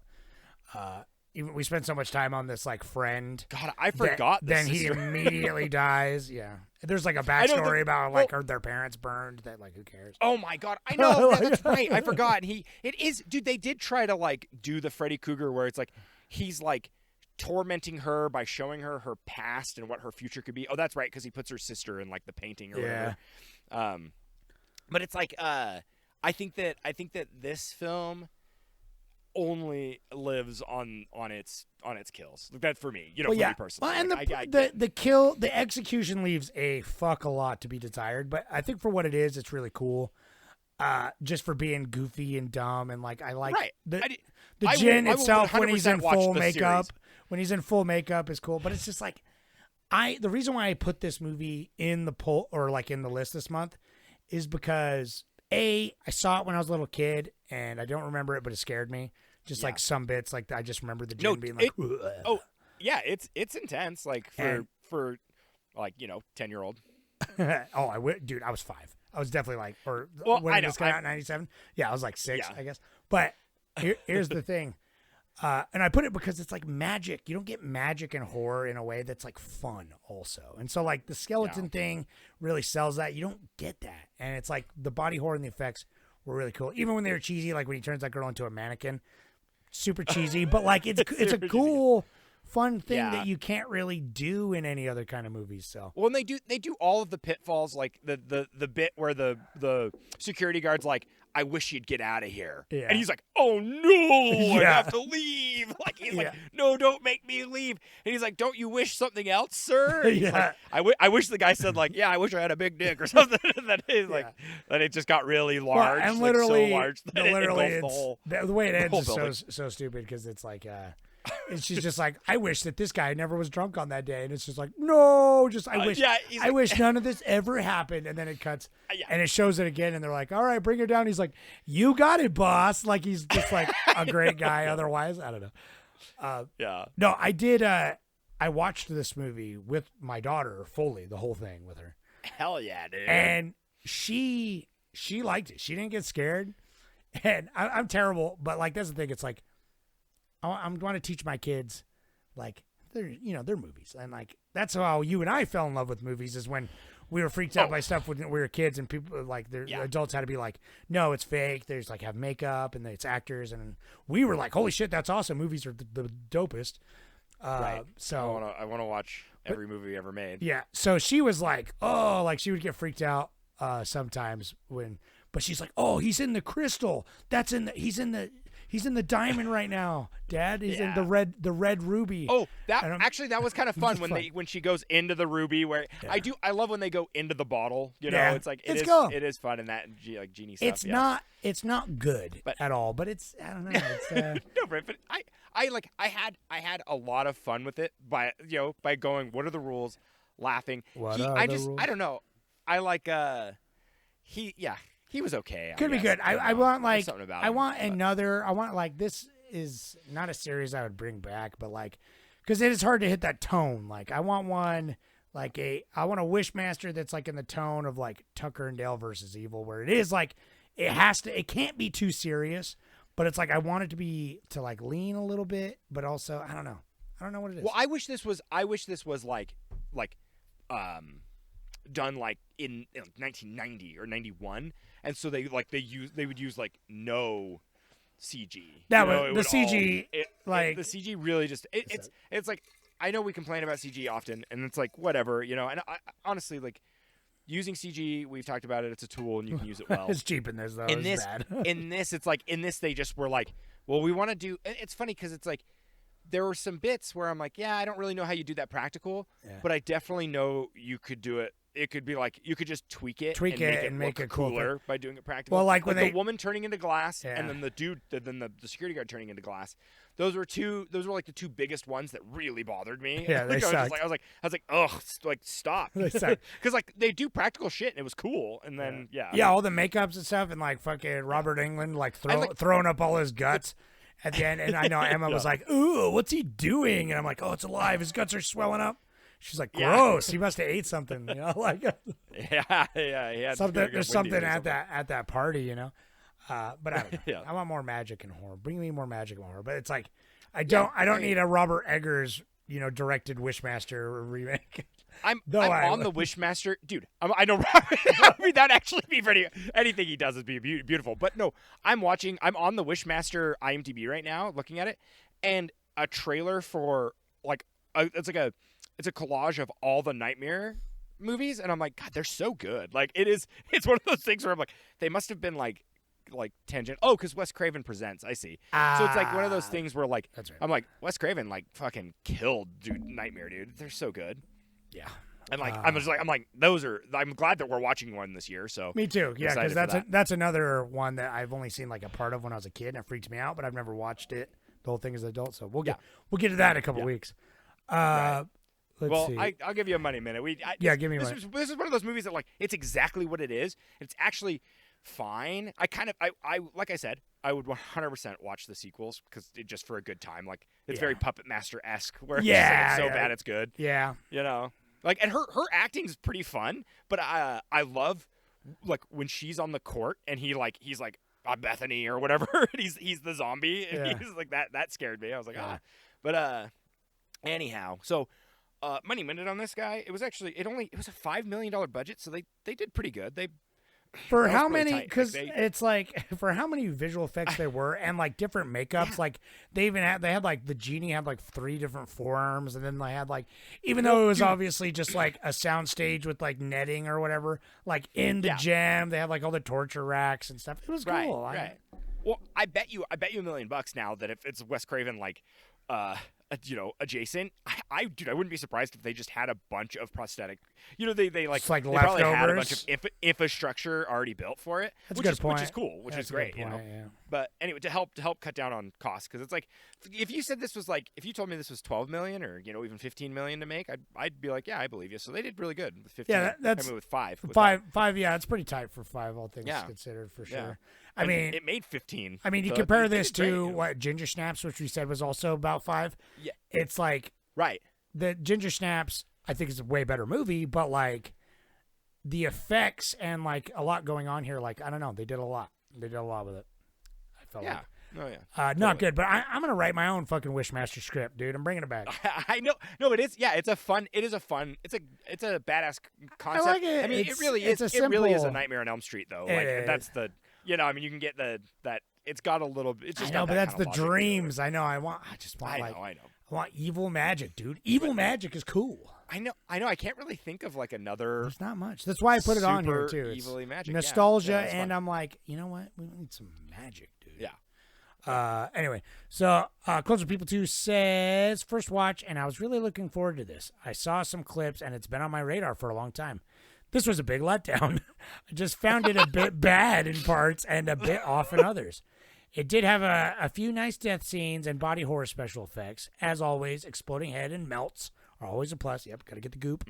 Yeah, I love a goop. The tone and the plot were way off, though. It could have been smart and funny with creative be careful what you wish for moments. But I know. instead, it was the same, I wish I was not here, and then some horrible or silly death, rinse and repeat. And his downfall, I wish the dude was not drunk. All she had to do was turn back time. How can that awful and supremely powerful Jin have such a dumb flaw? Oh, and the soundtrack was bad and overbearing. Disappointed 3 out of 10. You're not wrong. Like you're not You're wrong. not wrong at all. It's one of those things where I'm like, I wholly agree with you, but also I would totally watch these again. I did I not had fun expect. with it, I wasn't disappointed because my expectations were already low. I guess that's true. Yeah, there you are. Yeah. And it's like I knew it was cheesy, but yeah, it is wasted potential, and the soundtrack sucks. Yeah, I forgot about it. So, yeah, I didn't even I can't even think of what the soundtrack is, but I can picture how bad it is. Like I know I can hear how bad it is without even remembering what it is. So anyways, and the guy, dude, I just real quick though, like there's so much about it. Like it'd be a really fun like watch with me kind of style. But like when he knocks the coffee onto the controls, that wouldn't damage it. That wouldn't cause no, it those immediately controls. don't ask questions, Jordan. I know, like It literally was just goes funny. boop. It just just drops. Like Yeah, it lets it it go. causes the rope to break. You know, like Yeah. No, I'm like that. The controls on there, they don't operate that mechanism up and down. Like not even. It's like it's such an analog thing that like a coffee wouldn't ruin it. Anyways, but anyway, yeah, it's fine. Let's move on to a more sophisticated film which we both really liked. I assume. I hope. Anyways, I actually didn't see any reviews that you put on there, but but you know me, and it'd be weird if I didn't like this. it would be really weird. Yeah, and and it's our did. most I did contemporary film. So that's yeah. I think we watched. Didn't we watch one other movie from this year? I don't remember. I don't know. We watched one from last year. Bring Her was the Back last one. Oh yeah, Bring Her Back. that's That's this year. That's this year, right? Yeah, I 2025. thought. Yeah. Okay. We're eating good, man. I didn't even do. There's a lot of other ones too, but anyway. So this weapons. We're doing weapons. That's like Yeah. that's the hot button. You know, it's like I feel like the 2 big movies that were talked about this year was like Weapons and Sinners earlier in the year, and both horror. Yeah. And then like most Wait, recently. did we do Sinners on the pod? No, I was. No? I Okay. was gonna put it on for the month, and I was maybe gonna do a poll of like more recent movies, but I haven't decided yet. I mean, we got 2 more polls to go, so we'll see. Yeah, maybe. Okay. I But don't- yeah, I don't know what I'm doing yet. Sinners was good. I liked Sinners, but Sinners- anyways, but- so but- Weapons. Yeah, Weapons great. was. I was pretty anticipated because I was like, I just like Zach Kreger as a guy. I mean, I liked him from. I watched a lot of Whitest Kids You Know back in the day, And then Right. Barbarian, while I didn't love it, was very good and a very good debut. And it kind of, messed with subversions and like a little bit. And so I was very interested. So I heard this was good. I wanted to see it in theaters. Didn't get a chance. So I watched it, obviously, the other night. And I loved it. I wasn't quite ready for the like vignette style, like it telling the whole story through different characters, like basically overlapping storylines to kind of get the full picture with different characters. That caught me off guard a little bit, but I ended up loving it. I don't know. I loved it.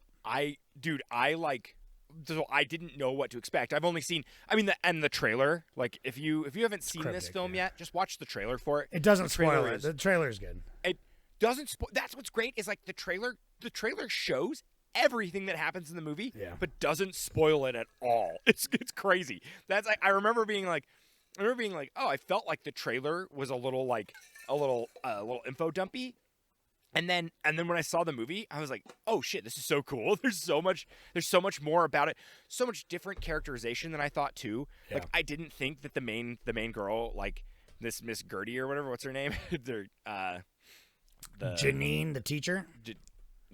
She like was a lot more tragic than I thought she would be, It's and like alcoholic elementary school teacher. It's like falling back on these old habits and like. Well, and it's dope because she's totally like a house wrecker and but loves it, you know. I really liked her. I really liked her character. She's a like lot. overly assertive. I liked her character too because it's like because that's the thing.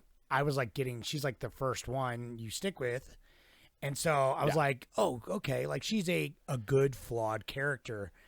And then when it switched up, I was like, oh, bummer. I liked like being with her. I thought she was interesting because it's like she's like too like assertive, but it's like she's the perfect one to solve this mystery because of that. And like she like follows the kid home anyway, and it's like, dude, read the room. Like you got people chasing you around town and shit. Do not follow this kid home. But like, right. But it is like, and then it's just Josh Brolin, and I'm like, oh, great. Obviously, Josh Brolin's doing his dad thing, like triangulating the fucking the routes and stuff. It was good. I love that this movie, like, if you want to talk about trimming the fat, there's no fat on this. Like, every character is so like, they have like one scene, and it's so well done. It's realized. You know who this character is through the whole thing, like and so like then it's just the plot can move on. It was great. I loved James' segment. I feel like that was really refreshing because it was just the right amount of him, the like drug addict that like lived in the tent. Right, of course, Because it's also funny, but he's just like, if anyone has ever met like a hardcore drug addict, it's like when he's calling and he's like, I just need the shoes for the job interview, and he's like, as he's going around checking all the cars, I'm like, it's perfect. It's perfect. No, he just like him like seeing the cop and running and shit. It's just like it's so good. And then like getting the cop getting stuck, and the cop's like trying to be a good guy, but then he like falls back. Yeah. And then he just gets fucking possessed and murdered too. I don't know. This movie was kind of like crazy, and it's just like it ends in such a fun way, which I was bummed because I loved it. Obviously, when like they get the upper hand and she like breaks the twig or whatever, and then all the kids come out of hibernation and they fucking just chase the old lady like through the idyllic Sunday morning through like half the town. Yes, that was something that I really loved. That like it's so like it's like a daytime thriller. But then, like in the house, it's creepy. Like it's creepy. It's such a great balance, and I think that's what he did really well with Barbarian too. That like his film style, where he'll do, because I think it's kind of one of those things where he comes from a comedy background, and so it's like that he weaves that into his films, and like I think we got that with like, in like Get Out, Jordan Peele does it good, for sure. Yeah, he comes from comedy background, and so it's like, it's fantastic. Well. Sorry. You good? Alexa, stop. She's like, comedy. Get out. That's our alarm. That's our alarm for the dog. I can't. You're like, get out, and it's Alexa's like, please get out, run, and you're like, no, God, no, dude. And I've got some guy chasing me down. That like in weapons, it's so that like using people as the weapons is like such a funny and like I don't know, such a cool thing. B.D. Wong, like when he like the nice principal, dude, and it's so terrifying. He murders his husband or whatever. Yeah. Like, it's just like sad, brutal. Yeah, but that's the thing. It does because this movie's this movie's funny. It's unexpected. It's interestingly paced, like because of the style. Like it's like violent. Like But I it's don't know. weird. It's Weird when fresh, I dude. It think feels about- really fresh. Like I get it. Dude, it feels fresh, and it like when I think about this movie, I don't even think of it in vignettes. No, it because it feels all like comes. it has, It's like the mystery all comes together. That it's just like, yeah. I'm just thinking like, right. It could have been. It didn't have to be vignettes necessarily. You know, could have just been a 24-hour movie, basically. You know, Yeah. with then flashbacks to the kid. You know, right. Because it's like that. You know that the kid having to like take care of all the other kids and his parents and stuff. It's such a suspension of disbelief, but I like love it. It's like he's being like controlled by her. But I heard, now correct me if I'm wrong, they're making a sequel to this, and I think / prequel that's about the woman, about the witch lady. the Well, mom. Mary will be Or not happy the mom, because but- she was disappointed by the end. Like she enjoyed it, but she was also like, she likes answers. You know what I mean? She Yeah. and she felt unresolved. Where it's just like, so what was her deal? What, is she a witch? Like, what is it? I'm like, yeah, she's a witch. Like, I Yeah, don't know. Like, 100%.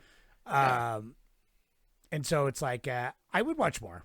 Like, I don't know if that's what he's doing. No, Zach Cregger's doing a Resident Evil movie next. But Oh, that's right. which we'll see. You know what I mean? So, Yeah. obviously interested in what he does. I thought this movie's dope. I'm definitely gonna watch it again sometime. I wonder.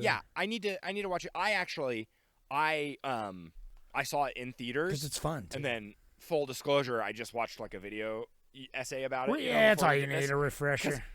Yeah, I just did a refresher because like, you know, I get it, and there's nuance, and so now I'm like, I do want to, and it's too close. I don't know. I didn't want to watch it again fully through, but soon though. It's like watching the video essay and now talking about it. I'm like, God, I want to watch it again because there's like I know for a fact there are like details I missed, like especially like the world building of the grandma in her room, and it's like there's so much stuff in her room that you know correlates and stuff, and it's like I feel like we've been getting a lot of these like even in Bring Her Back, that kind of there's like a lot of very ritual-esque things that happen, and it's like, and it's a fun blend of the genre where it's kind of just like, you know, it's like witchy, Yeah. and then culty and stuff, and like, Well, that's what I like. It's and the it's look such a of the cool- movie too is like very like oh, dude, crisp and like fast. Like the editing too. I don't know. Like everything was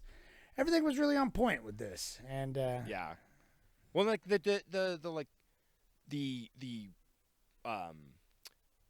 the creation of like having the stick, and it's like all the ritual in this. It's so well lived in, and like it looks cool. Like it's great. I love like wrapping the hair around it. Like when the mom comes out, you know, the kid's mom comes out and she's possessed, and like she has the scissors in her hand and whatever, you know, and she's like walking towards her in the car when she's asleep. I like that I like gasped in It's the theaters. creepy. I was like, Yeah. oh God. Yeah, I was like, Mary you know. was like, she was like, she trying to get a cell phone signal because you couldn't tell like when she was holding it first. Like she had her hand up, like Right, yeah. The whole time I was like, what the hell's gonna happen? But God, dude, but it's so good at the end when she like finally like has her blood and has the stick, and like they know the It's so satisfying watching her like Yeah, just because like the she rules. obviously a prequel would be interesting because it's like she's obviously done, like she just doesn't care, like she without a blink of an eye she's like, I need the kids, like you can bring me the kids in your class, you know. And so to her realize that she's fucked and just trying to run, and these kids are just jumping through windows and stuff. It's awesome. Yes. No, that like it's one of those things where like it was almost too silly, and then there wasn't enough violence for me. Yeah. But that's Well, you know, yeah, it's well, like, we could it's have fine. yanked I her. I want some Day of the Dead. It's like choke on me, you know. It's like, Yeah. Well, or just like when the kids were tearing her apart, Yeah, I kind of like there's like a limit that you probably want to go, but it just like, you know, it still was brutal. That was great. so It's like, brutal. But like that's the thing. It's like this movie. I was kept being excited. You know what I mean? I was excited while watching it. I was excited for the next scene to happen. When I like vignette style. I like it, because yeah. I love when it's like the background, correlates. I love that. I love the when it's like something that happens comes around again, and you see how it happens. Right. Yeah. I also forgot what I was gonna say. Anyway, give me a budget, and I'll see if I'll remember. I think this is, I think this is a solid film. I highly recommend it, and I'm excited to watch it again. But this is probably one of our highest budget films of the year at $38 million. So it's like that's still not like that's the thing too. It is definitely one of the higher budgets. $40 million is like a mid-budget movie nowadays. Like that is like that's when definitely they're making movies for like it's a very $500 million. respectable budget. But yeah, that's the thing. It's just like anything under 50. Yeah. It's like that's what we say. It's like 30 to 50 should be like the range. You know what I mean? I know that should be like the ceiling. Honestly, 100 should be the ceiling. 100 should be the absolute ceiling, and like only special circumstances probably. I don't think anything needs to cost right because more than I can't imagine why it ever would need to. I mean, besides the fact that they are making a shitload of money off it somehow. But anyways, but this movie. So to prove the point, it's like this film was shot for under $50 million, and it made $267 million. Wow, already, and it just came to streaming not long ago. It's and it's still gonna be it's like good. It's gonna make more money. I'm so happy because it's like I feel like I'm friends with Zach Greger just from the Whitest Kids You Know. I know, it really does. So I'm really happy that he's like successful, and that's the thing too. It's like as much as I enjoyed Barbarian, this was like 10 times better. But like the thing about Barbarian, it didn't quite stick the landing for me. But this nailed the landing. Like I thought this ended on such a high note. You know what I mean? But that's the thing. It's like everything was like there was full of high notes. So many high notes.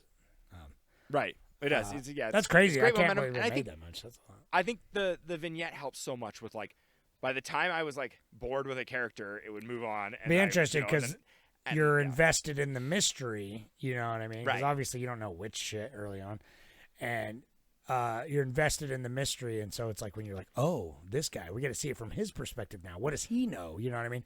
It's like you get kind of like a little excited for each one. I thought so. We'll do competitive bat this time. 5831 says whitest kid you know sketch so far. The grief the town must have felt is unfathomable. I think the witch gets creepier the more I think about her. How easily she was able to just take control of the principal is frightening stuff. Also, he's just so creepy and unsettling once he's controlled by her. Oh yeah, killer acting though, right? Yeah. I don't know, like, and the way they run is just so fun too. They just run like a fucking anime. Oh, it's character. fun. And it is like it's unsettling. It's unsettling. There is, it's uncanny. Like it's weird, seeing it like that. Like, it's how it's shot too. It's like I swear the frame rate drops or something like something. Anyway, he goes on to say, the weakness of the movie, in my opinion, comes from the teacher constantly making the worst choices time after time in regards to Alex. I also don't love that the police and the FBI were so easily duped by the aunt, but sadly that doesn't seem like that much of a stretch. Alex was written and acted just so well. I'm really glad I watched this, and I'm glad Zach Kreger got into directing horror movies because so far he just keeps getting better and better. He also has a guest appearance on Last Podcast on the Left I recommend checking out. Oh, yeah. I wanted to listen to that. This, yeah, they did an interview for him for Weapons, which cool. I saw that, but I didn't listen to it because I hadn't watched Weapons yet, so obviously I didn't want to spoil it. So I have to go. That reminds me, I have to go back and check it out. Thank you for that comment. And I would point there because we were kind of yelling at the screen like she was making the worst decisions, which kind of made her such an interesting character to watch. Because she was like, right. I loved it. She's so used to just like being that person to like, and that would make her a good teacher though. Is like kind of like being assertive, standing up, like maybe a little bit too much sometimes, but it's just like she doesn't know. Like it's like. Any other person would be like, dude, I got chased out of a town hall. I'm like, I'm out of here. You know what I mean? But she's like, no, fuck that. Like, she's just, I love her defiance. And so she was so fun to watch because it's like, she was a fucking mess that made horrible mistakes, but in a realistic way that didn't feel like a dumb character, I guess. Like, I don't know. She was just more arrogant, which I thought was interesting. Yeah. She's just stubborn. And her actions reflect that, and then like what happens around her is really funny. And I think that like and it's great too because I think this is one of those like the trailer, I really like. I sing its praises because it's like. And you're not I a trailer totally- guy at all. No, right, exactly. I guess that's another point. Is like I usually, I don't really like to watch trailers, but then B, it's like I like to watch good ones, and this is a really good one. Like it hooked me, it doesn't spoil anything, and then it like, but then it like the movie delivers. I don't know, it's great. So, Yeah, I'm sure you've watched like it. It made over $200 million, and it's like the most. Yeah. If you are the type of person to listen to a film club podcast, which, hey, thanks, we love you. But if you're that kind of person, you're probably the person to have seen Weapons, because it's like the most talked about movie of the year. So yeah, I know, and it probably gets snubbed, which it will. That's horror. Sinners will probably get something, I think. Hopefully, probably, maybe song or script. Yeah, but- I think I'll get music probably, Yeah, or at least nominated. anyways, yeah, right. Well, of course, yeah. I mean, who knows? Winning this, who knows? Yeah, I doubt it. But anyways, our next film and our final film The final one was the poll winner. poll winner, which I'm kind of surprised. I almost didn't put this one on, but I put it on.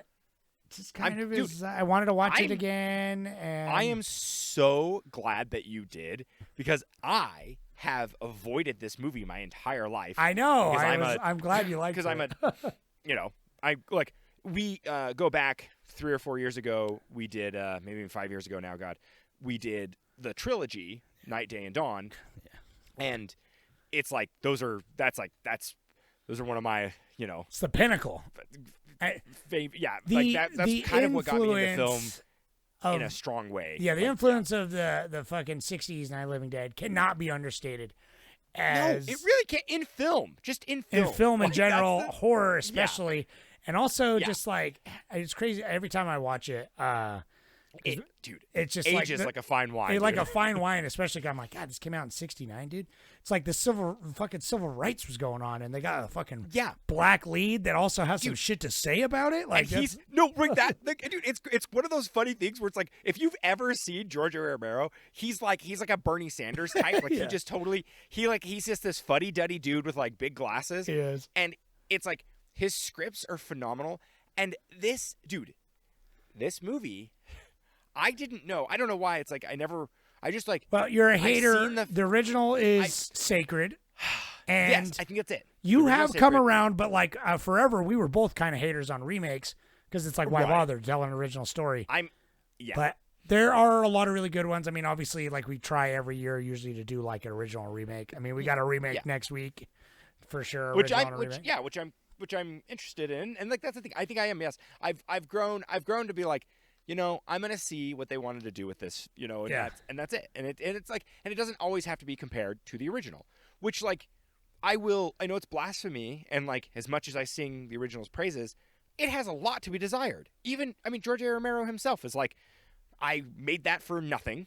Literally, I think he made that for $15,000. Yeah.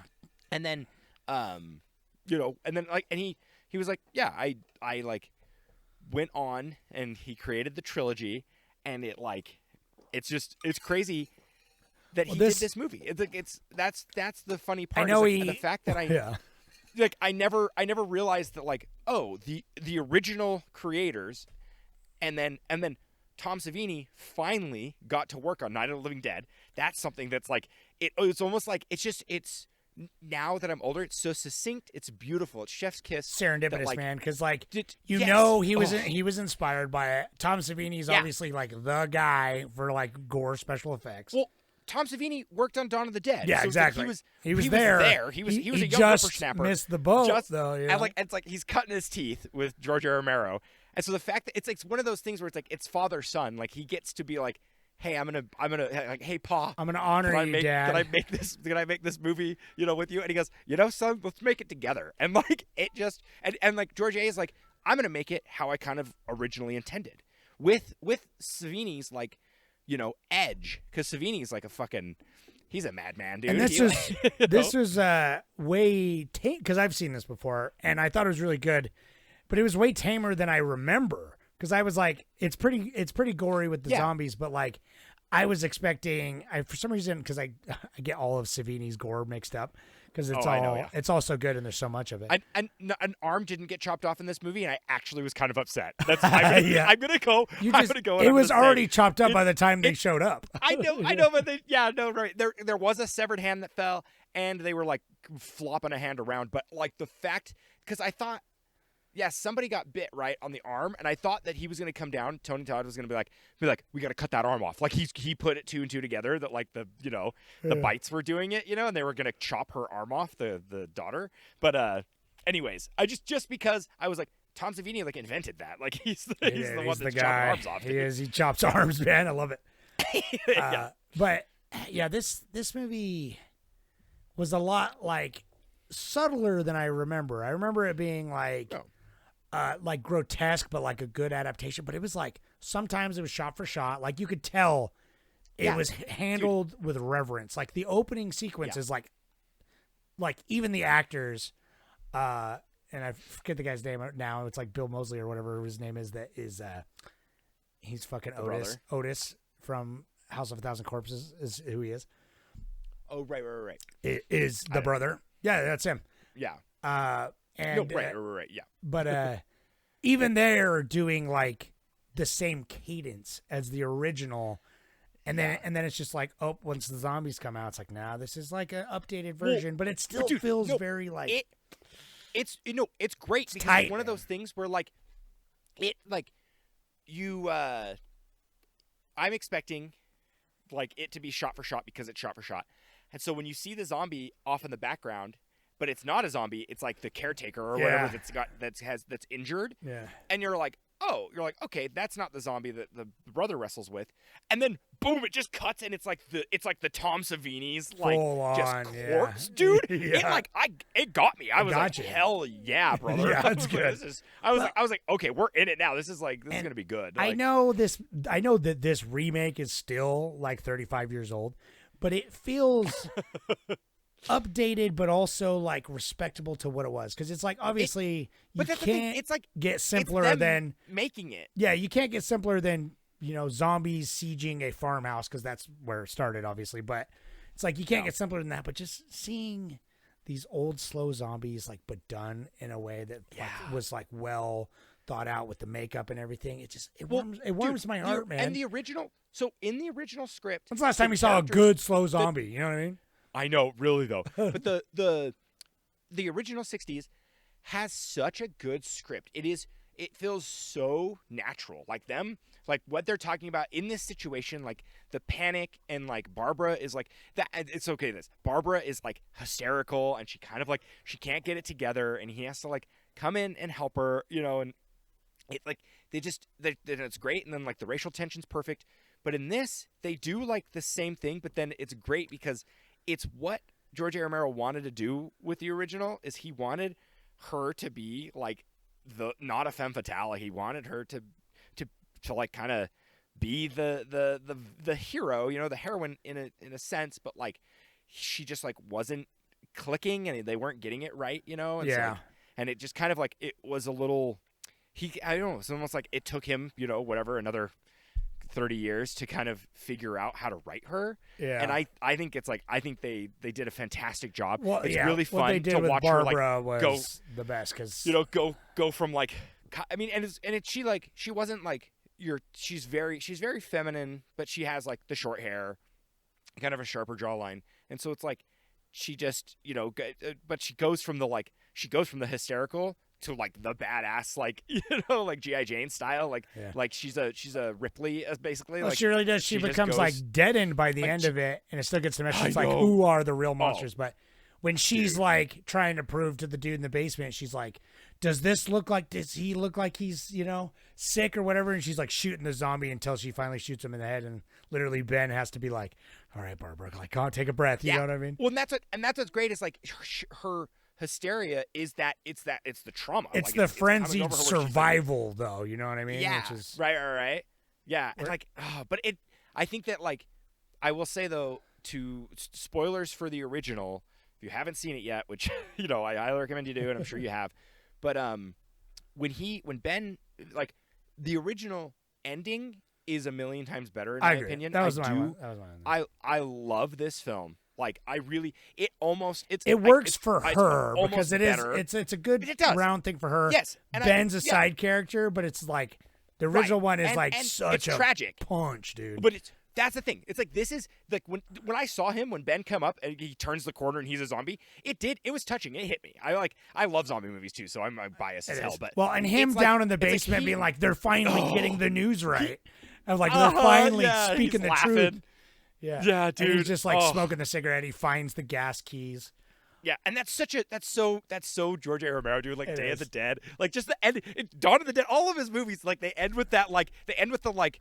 Well, all right. It is like scurrying for people trying to do the basic, most practical survival things, and then like having obstacles. But then realizing it's like, oh, there's the answer. Well, it's too late. You know what I mean? Yeah. Right. Well, all right. Yeah. But him turning the corner, being a zombie is crazy. And then her, like, I actually really liked it. It was kind of jarring, but almost like it worked perfect when she just fucking domes the like dude who's upstairs. He comes down and he's like, Carter or whatever. And She's like, you came back for me, and just fucking wastes him, and is like, there's another one for the pile. Because and that's what's good because that's like the same how the original ends where they shoot Ben. But dude, they shoot Ben so unceremonious, and then it goes to the like. I love just the sweet, like, you know, almost like newsreel style, you know, where it's just showing the stills. Well, everything gets contained. It's Night of the Living Dead, but this was a good like subversion on it because they took like Ben is a side character. He's a great side character, and obviously. Fucking Tony Todd absolutely crushes it, and oh my god, dude! R.I.P. I'm just like, oh man, but he was so good. But he is more of a side character where it's like, like you say in the first one, it's like Barbara. It's like she starts off as the thing, and then Ben becomes the main character, right? But so it's like she has a much more complete arc, and to have that twist where it's like she has like lost her humanity and like kind of just can just fucking murder this dude outright now because he's such a piece of shit is so satisfying because it's like in the original one you're like, oh man, like that's brutal, they just shot him and it's probably just because he's just a black dude over there, and it's so brutal. That's the thing. That's the thing. It's just some hillbillies. That's what's like. That's how come it works so well. Works so like good. It's kind of, and I love it because it's an homage that Barbara would kill the dude in this movie so unceremoniously. Because it's like that, where it's like they saw him and they're like, well, if he's a zombie or not, we're gonna kill him because it's like that's just we get to do that. We get free range. We can go lynching, and that's also what the like lynching scene in this version was all about. Where it's just like they get free range, and like that's where she's it's just like, a bunch them, of you know? a bunch of dudes just having the time of their lives. Where she's like, these were people, man. But and that's what he does so well is like the world building in his movies where like. Everyone's like it's revelry. They love it. They're like, I get to kill like scot free, and all the main characters have to just be like, fucking, you know, this like, was we're surviving. You know, very like a lot of good, solid, like wide shots with the zombies. Like they let you kind of just revel in like them without it trying. I wish that fucking. Why am I Sex Machine? Why am I? Tom Savini. I wish Tom Savini, because I was like Tony Todd was like stuck in my brain for some reason.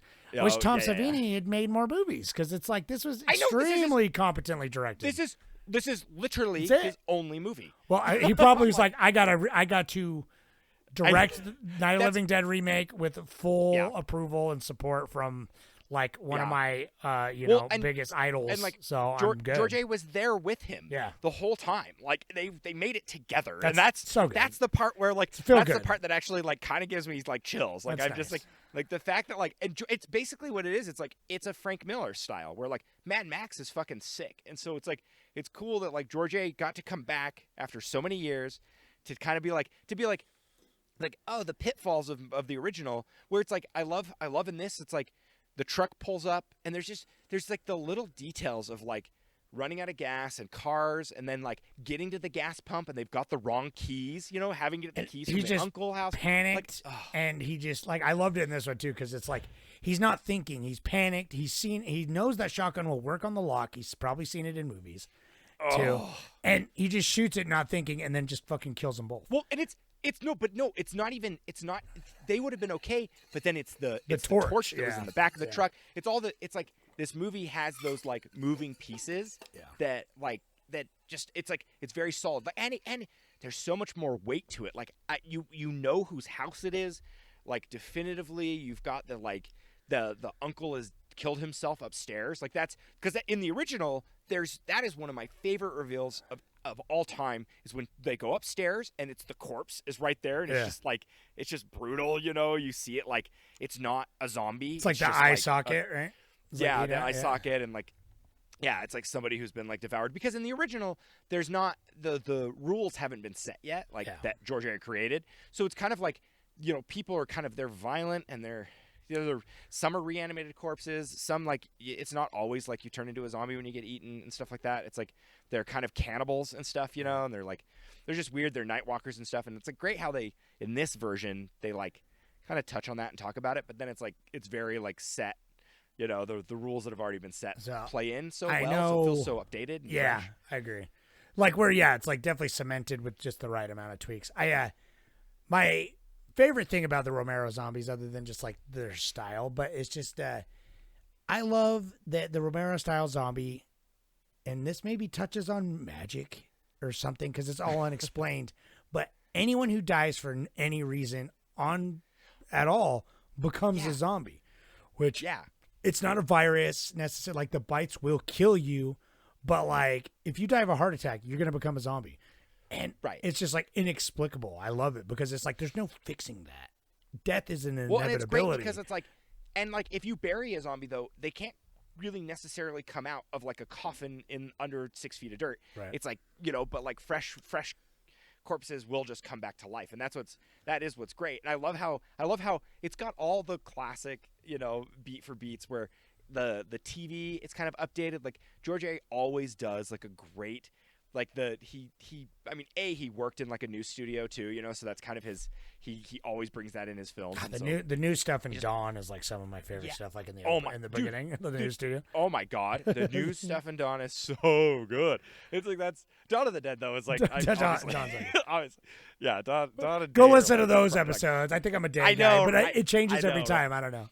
It really does. It's like whatever what I'm watching, but I also I think the spade is awesome. I love that. Like in the original, that's what's kind of like the zombies aren't just like one set way. It's like the girl gets possessed and she's kind of like in between becoming a zombie in the original, and she like kills her mom with a spade. That's right. So it's kind of like Hitchcock-esque. You know, it's very slashery. You know, it's got the like violin beats and everything going. Yeah.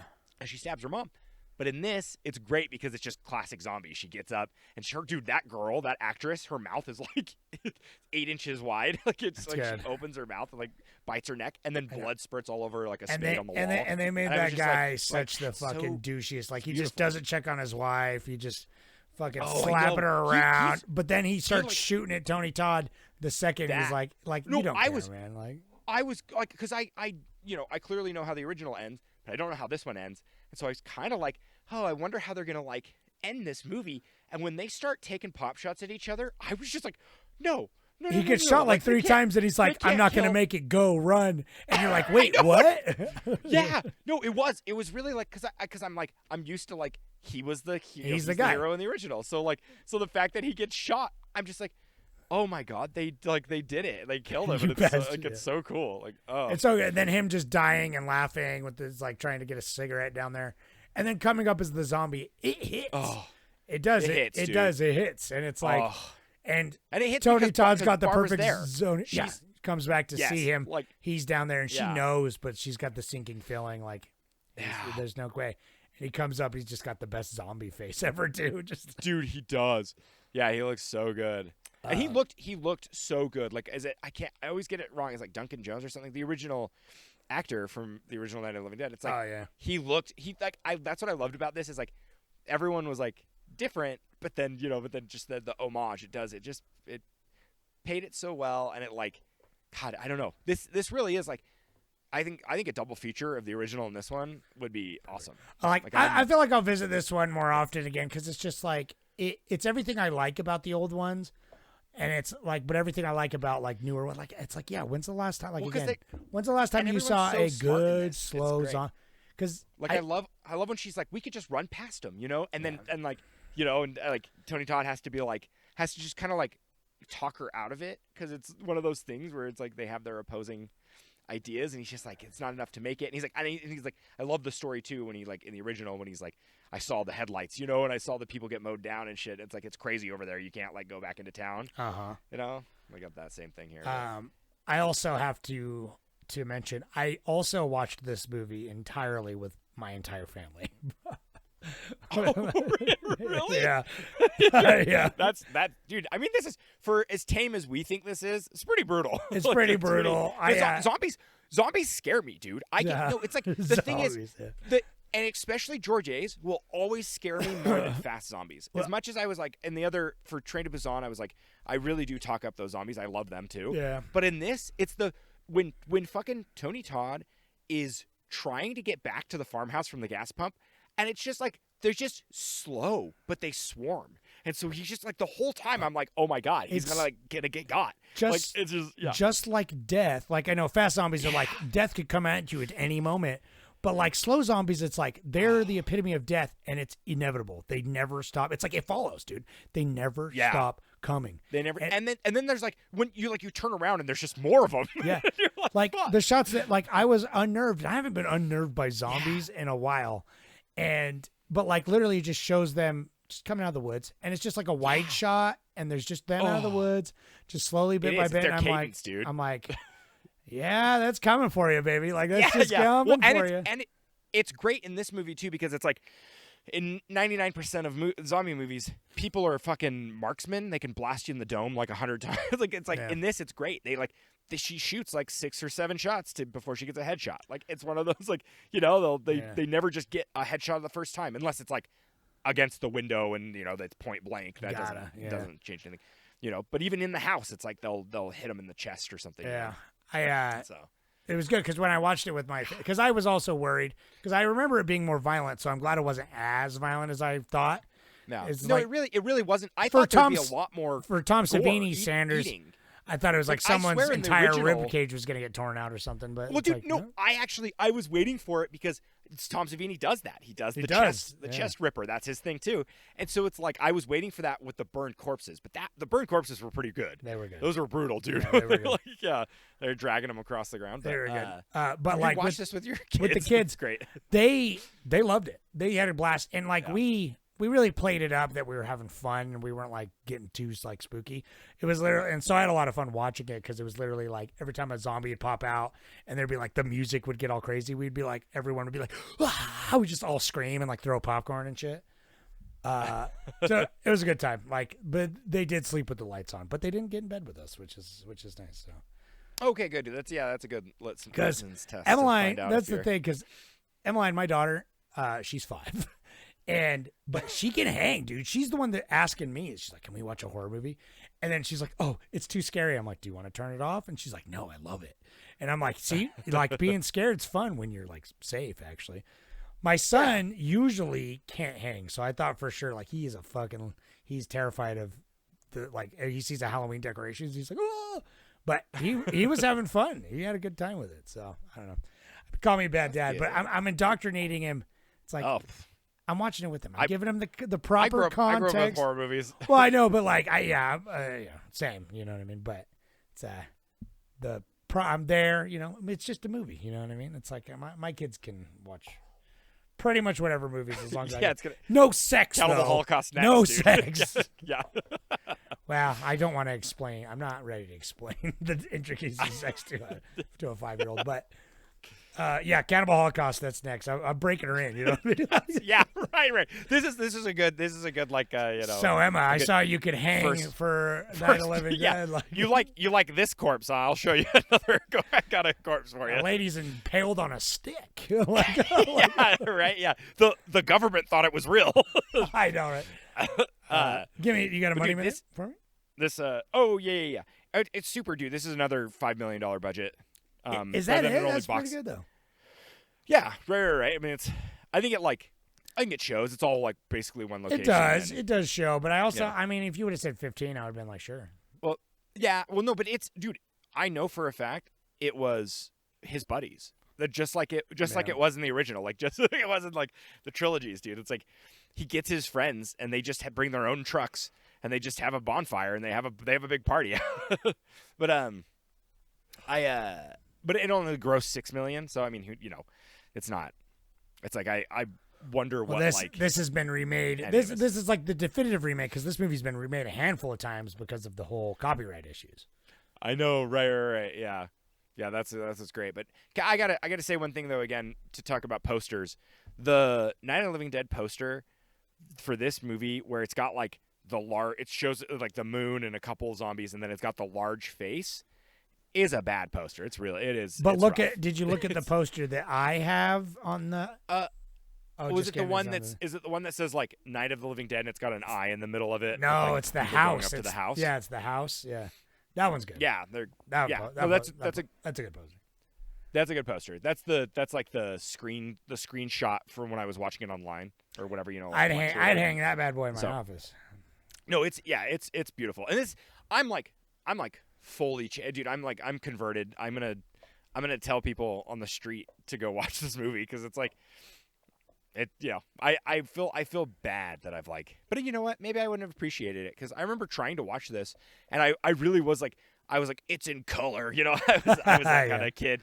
But even Tom Savini, he pitched the idea of making it where it was like black and white and it would gradually get more color and then be full color when they get to the farmhouse. And I was like, yeah, that's fun. That's cool. Cute. That's a fun idea. I could see that. Yeah, I wanted to know. It's not the same farmhouse, obviously, but like, I wonder what farmhouse. I swear to God, that's the same cemetery though, because the opening is identical. 100%. No, okay, it is the same. It's got to be. Cemetery, I'm like the opening shot for shot, cadence for cadence, like because it's such. Like that opening, so much of this movie, the original, is grained in my brain, but that opening is seared into my flesh. You know what I mean? Dude, seared. Like I literally, like that's they're coming to get you, Barbara. Stop it, Johnny. You know what I mean? It's just like, dude, that audio clip is just like just all of it. It is. It's the fact that that's not in our opening for the podcast is blasphemy. That's true. I'll add it in. To the next iteration. I'll do another iteration. I know. Right. It's been like 4 years since you changed this it. one, yeah, almost actually. Yeah. It's called Intro 22, so that's when I did it. That's what the file name is called. So. Oh damn. Yeah. Anyway, I haven't read these comments yet, so since it's the last one, I'll read all the. Yeah, read them. I'll read the big ones. Both. I'll read them all. Well, we got City Fire Guy says so few remakes are any good at all. This one really rises up to the challenge of the original. Love the changes done with Barbara. Great movie. Succinct, tight. Yeah, that's good. Thank you. Yeah, thank you. Competitive Bat says, this was a pretty solid remake. I watched the original during a horror month, IIRC. What does that mean? I forget. I know that's some slang. Anyway. Oh, I can't remember. I know what it is, but I can't pin it anyway. and this was a great follow-up. I love the dead Johnny puppet. Oh yeah, dude, when they fucking knock him over when they like tackle him and they knock him over onto the gravestone. To the headstone. Oh, it hits everyone. Everyone in my whole family were like, oh, because it was like brutal. The Tom Savini dummy, dude. It's awesome. So good. It's awesome. Yeah, it's so good. Anyway, he goes on to say, I assume it looking so fake was on purpose. I love the small detail of Judy using a meat tenderizer to hammer in nails.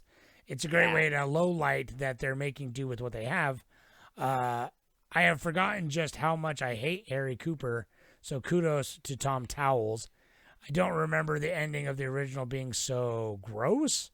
By that I mean this time around it was really sold me on the inhumanity of people. Within 24 hours, it went from a nightmare situation to a bonfire complete with beers, smokes, hunting parties, and shooting games. I think the tree scene stands out. They're shooting what used to be people. Slight change and you get to see the violence of average people. Also, I love when Barbara is just pushing that zombie away so casually in the field before shooting them. Oh, yeah, that's good. When she's like having a breakdown. That is so good. It's some peak acting. So good. Because she's got like the baby doll and she's just like, no. Yeah. I can't. It's like what finally breaks her. Thank you for that comment. I know that ending. that is peak. Even though it's always on the nose, that's peak zombie movie classic. Like I feel like that had to be there, where it's just like, who is the real monster now? You know Well, right, I mean? but this movie, But that's what it is. It's earned in this It is. movie It's 100%. It's 100%. So earned. good. Yeah, it's 100%. It's like that's like the trauma she's experienced, and these guys are like, you know. Well, and the commenter, thank you. You like kind of rocked my world. I forgot that this is like a 24-hour movie. Yeah. And so like it's crazy. Just the It's night, like, Night of the Living Dead. It's been 24 hours, and like the guy, like everybody in the town is like it feels like they've been doing it. Like when she comes back, I had the like Day of the Dead feeling where they've been doing this for years. Like, you know, it's like I was like, oh yeah, it's only been 24 hours. I want to It's watch crazy. Day of the Dead again. It's like that whole movie clicks my head, but the opening too, he's just like yelling like hello, like in the Oh streets. baby. Anyway, that's like So that good. sound bites in my head too. Yeah, dude. And that first zombie reveal in Day is brutal, So dude. good. Like the The tongue whole jaw, the hanging out, tongue. the blood, dude. Oh fuck yeah, so good. Day rules. Anyway, so Clones of People, I'll do Clones of People too as well. He says, so I've never seen the original, and I know it's such a classic, so I watched that instead. Night of Living Dead, 1968. I loved this. I'm a fan of the Twilight Zone, so I love this classic vibe. The writing is a standout, and the interaction between the characters is full of tension. The zombies work so well for the tone, easily to beat, but unrelenting and numerous. One of my favorite zombie films. Yeah, I'm glad you Dude, watched that. If you haven't that's seen your- it, that's awesome. Your first time seeing it, that's so cool. This Like, is a worthy remake. Check it out if you want to watch another zombie. Check this one out too. But I'm so glad you watched the original because No, that's dude. It's something So you good. need to like. You'll watch it again in a few years just to like see it, and it, like we were saying, it ages so well, and like there's so many things like I pick up on in the characterization and stuff. It's like in the original, it really is like. I mean, we say it's ahead of its time a lot, and I think that like it really is. I think that like for like it feels so contemporary, which is kind of sad too. But I guess, but it's just like it's great. It's great. It is great. So yeah, I'm glad you watched it, and I'm glad you liked it.